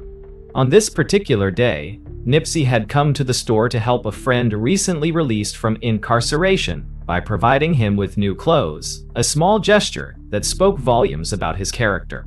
As Nipsey stood outside the store, the sun casting long shadows on the pavement, he was surrounded by friends and admirers. He was in his element, effortlessly bridging the gap between celebrity and community member. People stopped by to shake his hand, exchange a few words, or simply bask in his presence. Nipsey's aura was magnetic, and his smile was infectious. But among the faces in the crowd that day was one that would change everything, a man named Eric Holder. Holder, a figure known to Nipsey from the past, approached him with a mixture of familiarity and tension. The exact details of their exchange remain disputed, but witnesses later recounted that the conversation quickly grew tense. Nipsey reportedly confronted Holder about rumors of betrayal, a perceived slight that struck a nerve. Holder, visibly agitated, left the scene abruptly, his departure leaving a lingering unease in the air. Despite the brief confrontation, Nipsey resumed his interactions with those around him. To anyone watching, the moment seemed inconsequential, just another fleeting exchange in the life of a man who navigated countless interactions daily. But what no one knew was that Holder's departure was not the end. It was the beginning of something much darker. Minutes turned into an hour, and the afternoon sun began its slow descent. Nipsey continued to engage with his community, unaware of the storm brewing just out of sight. Holder, meanwhile, had returned to his vehicle, his mind consumed with anger and frustration. Something inside him snapped. What had started as a tense conversation spiraled into a decision that would send shockwaves through the neighborhood and far beyond. Holder retrieved a firearm from his car and made his way back toward the Marathon clothing store. His movements were deliberate, his intent clear. As he approached, the air seemed to grow heavier, a quiet tension replacing the usual hum of the bustling avenue. Those standing near Nipsey were unaware of the danger until it was too late. Holder closed the distance, raised the weapon, and fired. The sound of gunshots shattered the afternoon calm, sending everyone into a frantic panic. People screamed and scattered, diving for cover as the reality of the situation set in. Nipsey fell to the ground, his body struck multiple times. The chaos was overwhelming. Shouts, cries, and the sound of running feet filled the air. Holder didn't stop. He fired again, his actions cold and calculated. Witnesses later described the scene as surreal, almost incomprehensible. Holder's final act, before fleeing, was chilling. He approached Nipsey's fallen body, delivered a final shot, and then kicked him before running back to his car. The violence was as swift as it was senseless, leaving a stunned silence in its wake. As Holder sped away, those who had been frozen in shock rushed to Nipsey's side. Among them was his friend, who had been standing just feet away during the attack. He knelt beside Nipsey, his hands trembling as he tried to assess the extent of his injuries. Blood pooled on the pavement, a stark contrast to the bright afternoon light. Someone called for an ambulance, their voice breaking as they relayed the gravity of the situation. The arrival of first responders brought a flurry of activity to the scene. Paramedics worked quickly, their movements precise but urgent as they loaded Nipsey into the ambulance. The crowd that had gathered watched in silence, their faces etched with disbelief and despair. Nipsey, the man who had given so much to his community, was now fighting for his life. The ambulance sped toward the hospital, its sirens cutting through the heavy air. Back at the Marathon store, the scene was chaotic. Police had cordoned off the area, their presence doing little to ease the tension. Journalists began to arrive, their cameras capturing the aftermath of the violence. The once lively street was now a crime scene, the weight of what had happened hanging over everyone present. At the hospital, doctors and nurses fought desperately to save Nipsey's life, but the injuries were too severe. Despite their best efforts, Nipsey Hussle was pronounced no longer alive. The news spread quickly, reaching his family, friends, and fans with a devastating finality. The man who had been a pillar of strength and hope for so many was gone. Word of Nipsey's death sent shockwaves through Los Angeles and beyond. Social media erupted with an outpouring of grief and disbelief. Fans, fellow artists, and community leaders shared their memories of Nipsey, their tributes painting a picture of a man who had been so much more than his music. He was a visionary, a mentor, a father, and a symbol of resilience. But as the world mourned, questions began to emerge. Who was Eric Holder? What had driven him to commit such a heinous act?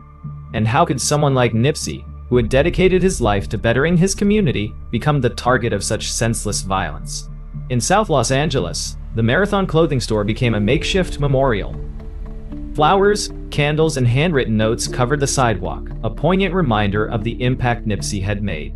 People gathered to share stories, to cry, and to support one another in their grief. The community, though shaken, stood united in their love for the man who had done so much for them. As the sun set over Crenshaw that evening, the streets were quieter than they had been earlier in the day. The loss of Nipsey Hussle was a wound that would take a long time to heal, but the legacy he had built, a legacy of empowerment, perseverance, and hope, remained unshaken. And as night fell, the city he loved so dearly began to mourn, not just for the man they had lost, but for the future he had been building. The shockwaves from the murder of Nipsey Hussle began to ripple almost instantly, spreading from the Crenshaw district to every corner of Los Angeles and beyond. Back at the Marathon clothing store, chaos reigned in the immediate aftermath of the shooting. People who had just moments earlier been enjoying a peaceful Sunday afternoon were now frozen in disbelief, their minds struggling to process what they had witnessed. Police officers flooded the scene, their flashing lights illuminating the growing crowd of onlookers. The Marathon clothing parking lot was now a flurry of activity. with officers securing the area and questioning witnesses while detectives began piecing together what had just unfolded. The yellow tape went up quickly, creating a barrier between the investigators and the devastated community that had come to pay their respects. But the grief on the street was palpable. Nipsey wasn't just a rapper to those gathered there. He was family, a brother, a mentor.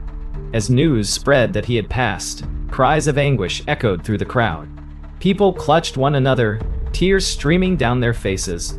Some stood silently, their heads bowed in prayer. Others stared blankly at the store, as if willing him to walk out the doors one more time. Social media platforms exploded with posts within minutes of the incident. Fans, celebrities, and community members shared their shock and sadness, their timelines flooded with photos and heartfelt tributes. "This can't be real," one tweet read, capturing the disbelief that so many felt. Nipsey's name trended globally within the hour, and news outlets scrambled to cover the story, their headlines reflecting the same collective grief. Beloved rapper Nipsey Hussle, fatally shot in Los Angeles. Meanwhile, inside the Los Angeles Police Department, a sense of urgency gripped the team tasked with solving the case. Nipsey Hussle's prominence as a public figure meant the investigation would be under intense scrutiny from the outset. Detectives knew that every second mattered in identifying the perpetrator and bringing them to justice. They worked tirelessly through the night, combing through surveillance footage from the store and nearby businesses. What they found confirmed their worst fears. The act had been deliberate. The video footage showed Eric Holder walking purposefully toward Nipsey before opening fire, his movements devoid of hesitation. The grainy black and white images revealed every harrowing moment, from the first shot to the final, chilling kick delivered to Nipsey as he lay on the ground. It was a shocking act of violence, carried out with an almost unsettling calm. Holder's face was unmistakable in the footage, and it didn't take long for law enforcement to identify him. He was a name familiar to some in the area, a man with a troubled past and a volatile temperament. Witnesses at the scene confirmed his identity, and by the next morning, a warrant was issued for his arrest. The manhunt for Eric Holder began in earnest. LAPD officers and federal agents coordinated efforts to track him down, canvassing neighborhoods, following up on leads, and interviewing anyone who might know his whereabouts. The city was on edge, the tension mounting with every passing hour that Holder remained at large. For the community, his capture represented not just justice for Nipsey, but a chance to begin the process of healing. As law enforcement worked behind the scenes, the streets of Los Angeles became a living tribute to Nipsey Hussle's life and legacy. The area surrounding the Marathon store was transformed into a sprawling memorial. Flowers, candles, and handwritten notes covered the pavement, while murals of Nipsey began appearing on walls throughout the city. His image, often accompanied by the words, "The marathon continues," served as a reminder of the values he had championed: perseverance, self-reliance, and the importance of investing in one's community. The grief extended far beyond the boundaries of Los Angeles. In cities across the country, fans gathered to hold vigils in Nipsey's honor, their voices uniting in songs and prayers. The outpouring of love and respect was a testament to the profound impact he had made, not just as an artist but as a humanitarian and leader. Nipsey's passing also ignited a broader conversation about gun violence and its devastating toll on communities of color. Activists and public figures used their platforms to call for change, their voices echoing the frustration and pain felt by so many. The tragedy became a rallying point for those demanding better opportunities, better protections, and a better future for neighborhoods like Crenshaw. But amid the mourning and activism, questions lingered. What had driven Eric Holder to commit such a brazen act? Those who knew Holder described him as volatile and insecure, a man who often felt slighted or disrespected. The confrontation with Nipsey outside the Marathon store had reportedly stemmed from accusations of betrayal, but no one could understand how such a disagreement could escalate to such a horrific conclusion. As investigators dug deeper into Holder's past, they uncovered a history of erratic behavior and run-ins with the law. But even as they pieced together a profile of the man they were pursuing, the question of why remained elusive. The community grappled with the senselessness of Nipsey's death, struggling to reconcile the hope he had inspired with the violence that had taken him away. 2 days after the shooting, a break in the case came. Acting on a tip, law enforcement located Eric Holder in Bellflower, a city in southeast Los Angeles County. He had been hiding out, attempting to evade capture, but the net was closing in. Officers moved quickly, apprehending him without incident and transporting him to a secure facility. The news of Holder's arrest spread rapidly, bringing a measure of relief to a community still reeling from Nipsey's loss. But for many, the arrest was only the first step. Justice, they knew, would be a long and complicated process, one that would require strength, patience, and unity. As Eric Holder sat in a cell awaiting his arraignment, the city of Los Angeles braced itself for what would come next. The streets of Crenshaw were quieter now, the initial shock of Nipsey's death giving way to a somber resolve. But the Marathon clothing store remained a focal point, its makeshift memorial growing larger by the day. People came from all over to pay their respects, to leave flowers and mementos, and to write messages of love and gratitude. The community knew that the road ahead would not be easy, but they also knew that Nipsey's legacy was one of endurance and strength, a legacy that demanded they keep moving forward. The marathon, after all, wasn't just a slogan, it was a way of life. And as the sun set over Los Angeles, painting the city in hues of orange and gold, it was clear that Nipsey's spirit would continue to guide them, even in his absence. As the city of Los Angeles awoke to the grim reality of Nipsey Hussle's passing, the streets of Crenshaw became a scene of mourning and reflection. By the third day, the memorial outside the Marathon clothing store had grown into a sprawling display of love and reverence. Flowers, candles, and heartfelt notes covered the ground, while murals of Nipsey began appearing on walls and buildings throughout the neighborhood. His face, often accompanied by his now famous phrase, "The marathon continues," became a symbol of resilience and hope in the face of heartbreak. For those who knew him, Nipsey's death was more than just the loss of an artist, it was the loss of a leader. He had been a cornerstone of the Crenshaw community, someone who had chosen to stay and invest in the very streets that had raised him. His contributions went far beyond music. He had turned the Marathon clothing store into a hub for local entrepreneurship, created educational programs for underserved youth, and worked tirelessly to bridge the gap between his neighborhood and opportunities that had historically been out of reach. Nipsey was proof that success didn't have to mean leaving, it could mean staying and building. But the loss hit hardest among his closest friends and family, who were now faced with the daunting task of navigating their grief under the unrelenting spotlight of public attention. Lauren London, Nipsey's longtime partner and the mother of his child, released a statement that encapsulated the depth of her pain. "I am completely lost. I've lost my best friend, my sanctuary, my protector. My soul is shattered.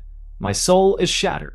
Her words echoed the sentiments of so many who had looked to Nipsey as a source of strength and inspiration. The investigation into Nipsey's death continued at a rapid pace. Detectives worked tirelessly to compile evidence and build a case against Eric Holder, the man accused of carrying out the senseless act. Surveillance footage, eyewitness accounts, and forensic evidence painted a damning picture of Holder's actions that day. But even as the case against him solidified, questions about his motive persisted.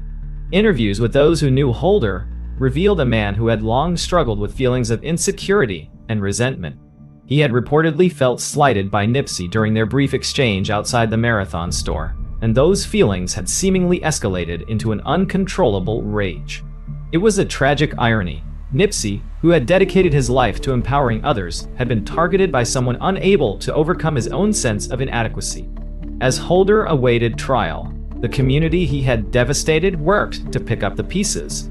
Vigils were held nightly, drawing crowds from all over Los Angeles. At one gathering, a local pastor spoke passionately about the need to turn pain into progress. Nipsey believed in this community, he said, his voice ringing out over the crowd. He believed in us, and now it's our responsibility to carry that belief forward. The outpouring of support wasn't limited to Los Angeles. Across the country, fans and fellow artists paid tribute to Nipsey's legacy. In New York, Chicago, Atlanta, and beyond, murals were painted, vigils were held, and his music was played on repeat. Nipsey's influence had transcended his neighborhood, resonating with people who saw in him a reflection of their own struggles and aspirations. One of the most poignant moments came during a vigil held in Crenshaw, where Nipsey's brother, Samuel Astom, known as Black Sam, addressed the crowd. His voice, steady despite the weight of his grief, carried a message of resilience. "My brother was a king," he said. "He showed us how to turn our pain into power, and now we've got to keep building on what he started." The media coverage of Nipsey's death also brought attention to the systemic issues he had spent his life fighting against. Discussions about economic disparity, community investment, and the cycles of violence that plagued neighborhoods like Crenshaw dominated headlines and talk shows. Activists and community leaders used the platform to advocate for change, highlighting Nipsey's work as a blueprint for what was possible when resources and opportunities were brought back to the people. But amid the mourning and calls for progress, there was also an undercurrent of anger. Many questioned how such a tragedy could have happened, how someone as beloved as Nipsey could be taken so violently in broad daylight. The frustration was palpable, a mix of sadness and outrage that fueled the community's demand for justice. The city's leaders took note of the collective outcry. Mayor Eric Garcetti, along with several city council members, held a press conference to honor Nipsey's legacy and pledge support for initiatives that would continue his work. Nipsey Hussle was more than a musician, Garcetti said. He was a visionary, a builder, and a force for good in this city. We owe it to him to ensure that his efforts were not in vain. In the weeks following Nipsey's death, his impact continued to grow. The Marathon clothing store, once just a symbol of entrepreneurship, became a place of pilgrimage. People from all walks of life came to pay their respects, to stand in the presence of a man who had turned his dreams into reality and inspired others to do the same. The store's online sales skyrocketed, a testament to the love and admiration Nipsey had garnered. His music, too, took on a new significance. Lyrics that once felt like personal reflections now carried the weight of prophecy. Songs like Victory Lap and Dedication became anthems for those seeking to honor his memory, their messages of perseverance and self-belief resonating deeply in the wake of his passing. For Nipsey's family, the days were long and the nights even longer. But through their pain, they found strength in the legacy he had left behind. His children, his partner, his siblings, they were all determined to ensure that his work would continue. The Nipsey Hussle Foundation, established in his honor, began planning initiatives to further his vision of empowerment and opportunity for underserved communities. And through it all, the phrase that had come to define Nipsey's life and career, "The marathon continues," remained a rallying cry. It was more than just a slogan. It was a philosophy, a reminder that progress was a journey, not a destination. Nipsey had lived that truth, and now it was up to those he had inspired to carry it forward. As the city of Los Angeles moved forward, the impact of Nipsey's life and legacy could be felt in every corner. From the murals that adorned its walls to the conversations happening in its boardrooms and classrooms, his presence was undeniable. He had been a light in a world often shrouded in darkness, and even in death, that light continued to shine. And so, as the sun set over Crenshaw once again, painting the sky in hues of gold and orange, the people who had loved Nipsey and believed in his vision came together. They stood not in defeat, but in determination. Because they knew that the marathon wasn't over, it was just beginning. As the days turned into weeks, the legal proceedings against Eric Holder began to take shape. The weight of the evidence against him was overwhelming. Surveillance footage from the Marathon clothing store provided a chillingly clear picture of his actions that day, and witness testimonies corroborated the chain of events leading up to the tragic loss of Nipsey Hussle. But as the case developed, it became evident that this trial would be more than just about the guilt or innocence of one man. It would also become a reflection of the systemic issues that had long plagued neighborhoods like Crenshaw. The courtroom was packed when Holder first appeared before a judge.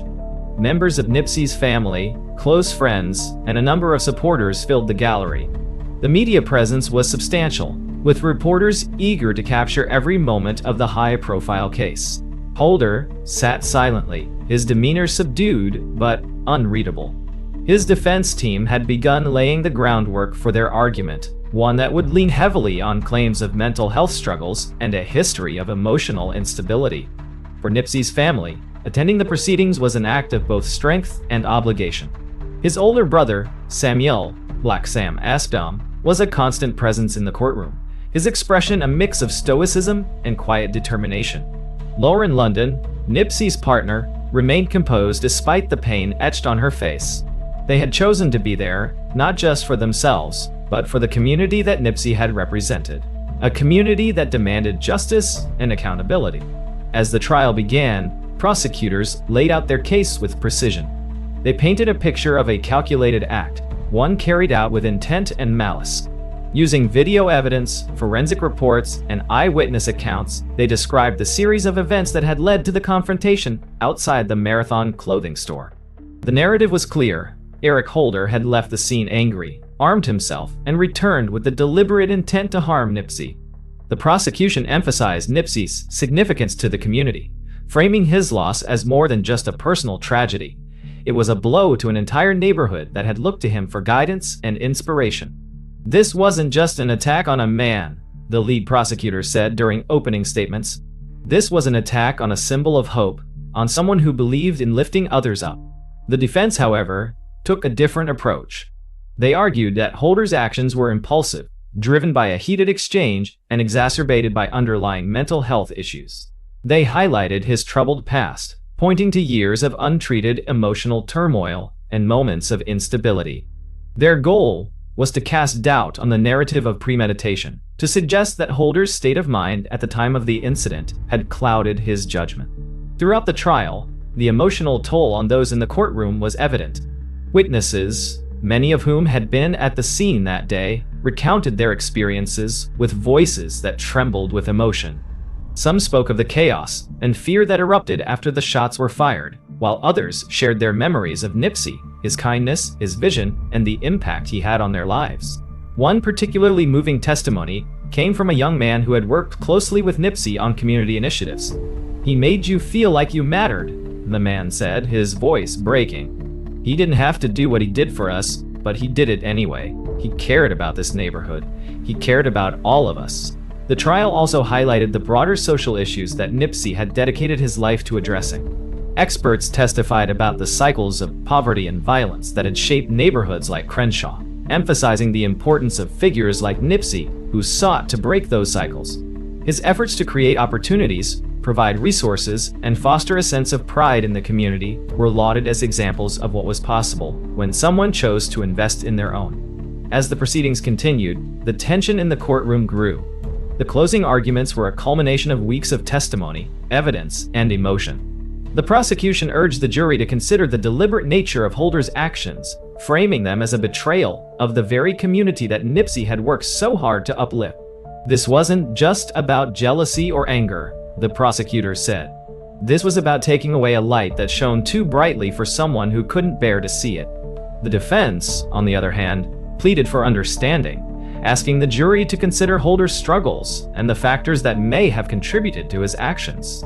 "This is a tragedy on all sides," the defense attorney said. "But we must also consider the humanity of the accused and the circumstances that led us here." The jury deliberated for hours, their task a heavy one. Outside the courthouse, supporters of Nipsey gathered, their presence a quiet reminder of the stakes involved. They held signs bearing his image, their messages a mix of grief, hope, and determination. "Justice for Nipsey," one sign read, while another simply said, "The marathon continues." When the verdict was finally delivered, the atmosphere in the courtroom was electric. Eric Holder was found guilty of first-degree murder, a decision that brought a mixture of relief and sadness to those who had fought for justice. For Nipsey's family, the verdict was a step toward closure but far from an end to their grief. The loss of Nipsey was a wound that would never fully heal, but they found solace in knowing that his legacy would endure. Outside the courthouse, the crowd erupted into applause and tears as news of the verdict spread.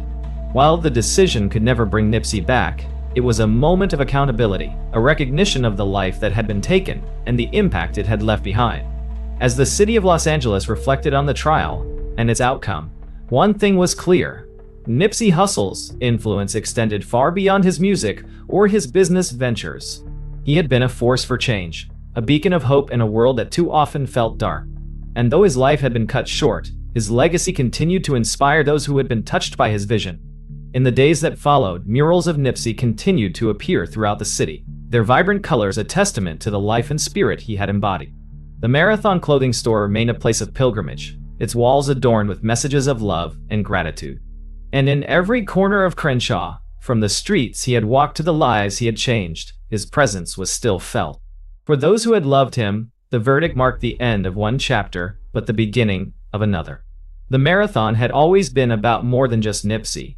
It was about the people, the community, and the belief that progress was possible, no matter the obstacles. And as the sun set over Los Angeles once again, it was clear that the marathon was far from over. It was just beginning. As the legal proceedings surrounding Eric Holder came to a close, the city of Los Angeles found itself at a turning point. Nipsey Hussle's trial had become more than a criminal case. It was a catalyst for deeper conversations about the challenges faced by communities like Crenshaw and the need for systemic change. The verdict, while a measure of justice for Nipsey's family, left lingering questions about how to address the root causes of violence and division that had claimed yet another life full of promise. For Nipsey's loved ones, the verdict marked a bittersweet moment. While the court's decision brought a sense of accountability, it could never erase the pain of his loss. The Asdom family remained steadfast in their resolve to honor Nipsey's legacy, channeling their grief into action. Samuel Black Sam Asdom, who had worked side by side with Nipsey to build the Marathon brand, became an even more prominent figure in the effort to continue the work they had started together. He spoke passionately at community gatherings and public events, urging others to take up Nipsey's mantle and invest in the places they called home. Nipsey believed in this neighborhood, Samuel said during one gathering. He believed in all of us, and he showed us what's possible when we invest in our own communities. Now it's up to us to keep that vision alive. The Marathon clothing store, which had become both a symbol of Nipsey's entrepreneurial spirit and a physical manifestation of his dreams, continued to operate under Samuel's leadership. It was more than a business. It was a beacon of hope and a gathering place for those inspired by Nipsey's life and work. Customers from all over the world visited the store, not just to purchase clothing, but to pay their respects and connect with the vision Nipsey had championed. Beyond the store, Nipsey's impact could be felt in countless initiatives aimed at uplifting the Crenshaw community. The programs he had helped launch, ranging from STEM education for young people to affordable housing projects, continued to thrive, thanks in part to the efforts of those who had worked closely with him.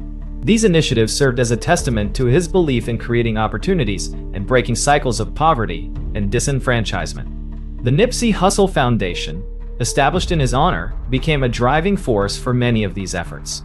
Managed by his family and close associates, the foundation focused on issues that had been central to Nipsey's life: economic empowerment, education, and community development. Through scholarships, mentorship programs, and investments in local businesses, the foundation ensured that Nipsey's work would continue to impact lives for generations to come. At the same time, the cultural influence of Nipsey's music and message reached new heights. His songs, already celebrated for their raw honesty and motivational themes, took on even greater significance after his passing. Tracks like Victory Lap and Dedication became anthems for those striving to overcome adversity and achieve their goals. His lyrics, which spoke of resilience, self-belief, and the importance of building something lasting, resonated deeply with fans and newcomers alike. Artists from across the music industry also paid tribute to Nipsey, ensuring that his contributions to hip-hop and beyond would not be forgotten. Collaborative projects, posthumous features, and heartfelt dedications kept his voice alive, inspiring listeners with the same passion and determination that had defined his career. But perhaps the most profound aspect of Nipsey's legacy was the way it united people. In the wake of his passing, individuals from all walks of life came together to honor his memory and carry forward his message. The phrase, "The marathon continues," once a slogan tied to his brand, became a rallying cry for perseverance and progress. It was etched into murals, emblazoned on clothing, and spoken in moments of reflection and resolve. One of the most significant moments came during a public ceremony held to commemorate Nipsey's life and contributions. Held at the Staples Center, the event drew tens of thousands of attendees, including fans, community leaders, and celebrities. Speakers shared stories of how Nipsey had touched their lives, highlighting his generosity, vision, and unwavering commitment to making a difference. Among the speakers was Lauren London, whose words captured the depth of Nipsey's impact. He was a man who gave everything he had to the people he loved and the community he cared for, she said, her voice steady despite the emotion in her eyes. He saw the potential in all of us, even when we didn't see it ourselves, and he believed that together, we could create something greater than any of us could imagine. As the ceremony concluded, a procession made its way through the streets of Los Angeles, passing landmarks and neighborhoods that had been central to Nipsey's life. Thousands lined the route, waving flags, holding up signs, and chanting his name. It was a powerful display of unity and love, a reminder that even in the face of tragedy, a community could come together to honor one of its own. For those who had been inspired by Nipsey, the journey was far from over. His legacy was not just about his accomplishments, but about the lessons he had imparted, the belief that change was possible, that progress was a collective effort, and that the marathon was a race worth running. His life had been a testament to the power of perseverance, and his memory served as a call to action for all who had been touched by his story. As time passed, Nipsey's influence continued to grow. His name became synonymous with resilience and ambition, his life a blueprint for what it meant to give back and create a lasting impact. From Crenshaw to cities across the globe, his vision inspired countless individuals to pursue their own dreams while uplifting those around them. And so, as the sun set over Los Angeles, casting its golden light on the city he had loved so deeply, Nipsey Hussle's spirit remained ever present. His legacy lived on in the work being done, the lives being changed, and the hearts he had touched. The marathon was far from over. It was a race that would continue, carried forward by all who believed in the power of unity, hope, and determination.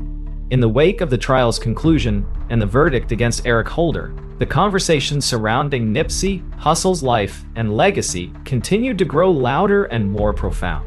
His name had transcended music and business. He had become a global symbol of perseverance, community, and the transformative power of self-belief. For those who had loved him and for the millions who had been inspired by him, the end of the trial marked the beginning of a new chapter. A chapter where his vision would carry forward, undeterred by the tragedy that had claimed his life. The Crenshaw district, once a neighborhood plagued by its struggles, was now a shining example of what Nipsey had envisioned.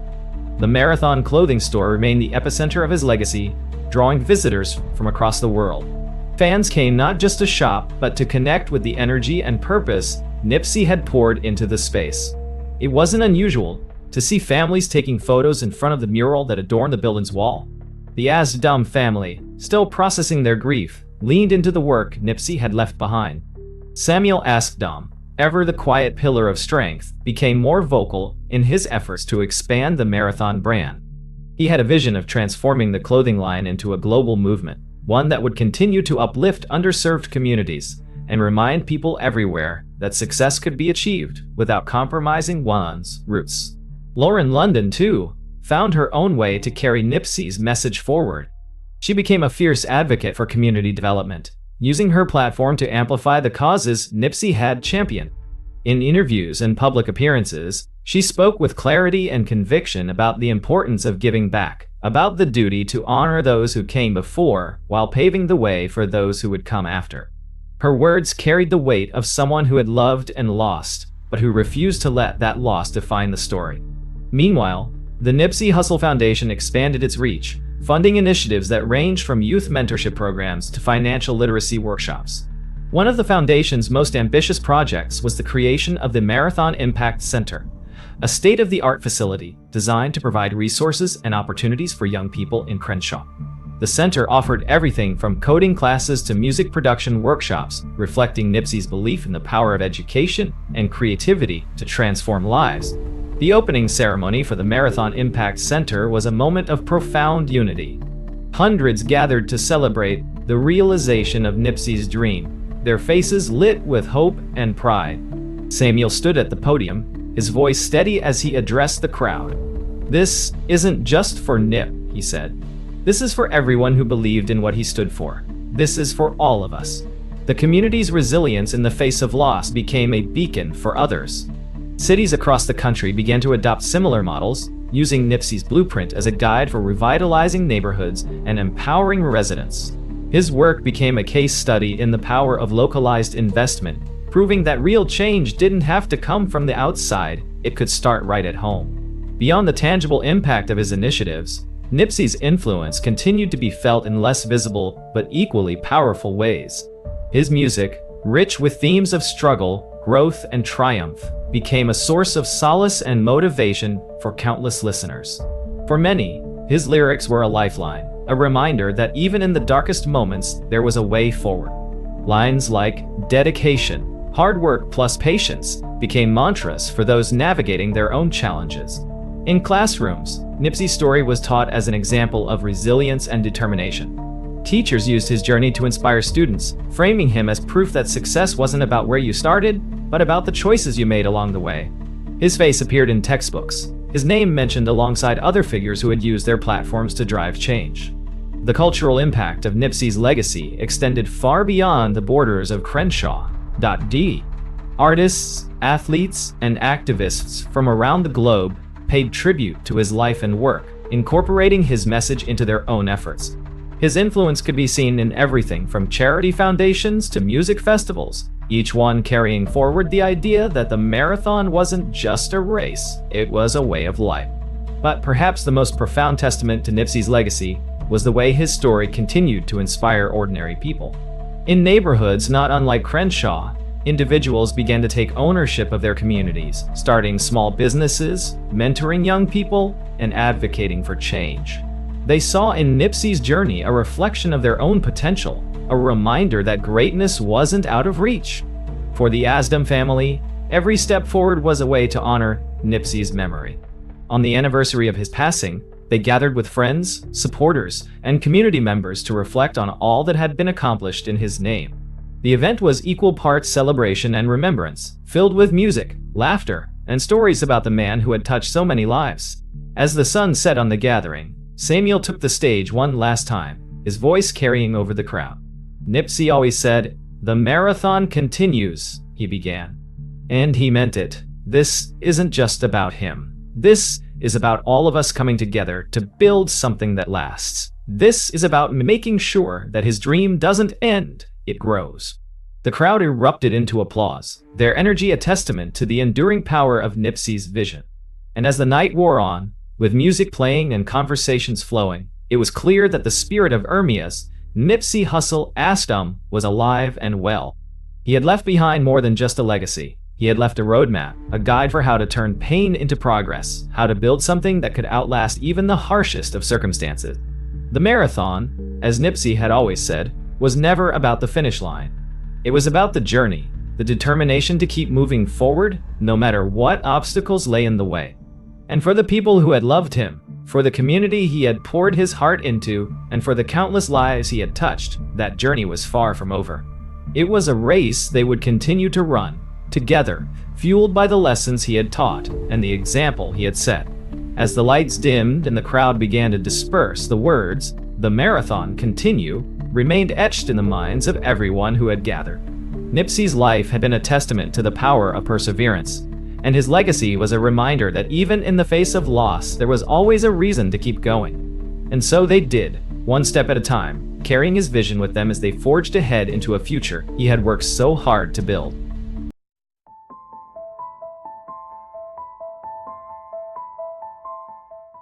If these stories of legendary lives lost too soon left you reflecting on the impact of violence and the legacies these artists left behind, don't forget to like this video and subscribe for more deep dives into the strange, dark, and mysterious. Turn on notifications so you never miss one of our daily uploads. We'd love to hear your thoughts in the comments below. How can we honor their legacies and work toward a safer, more united community? Thank you for watching, and remember, their music lives on, but the lessons from their lives and losses are just as important. Stay safe, stay curious, and we'll see you in the next story.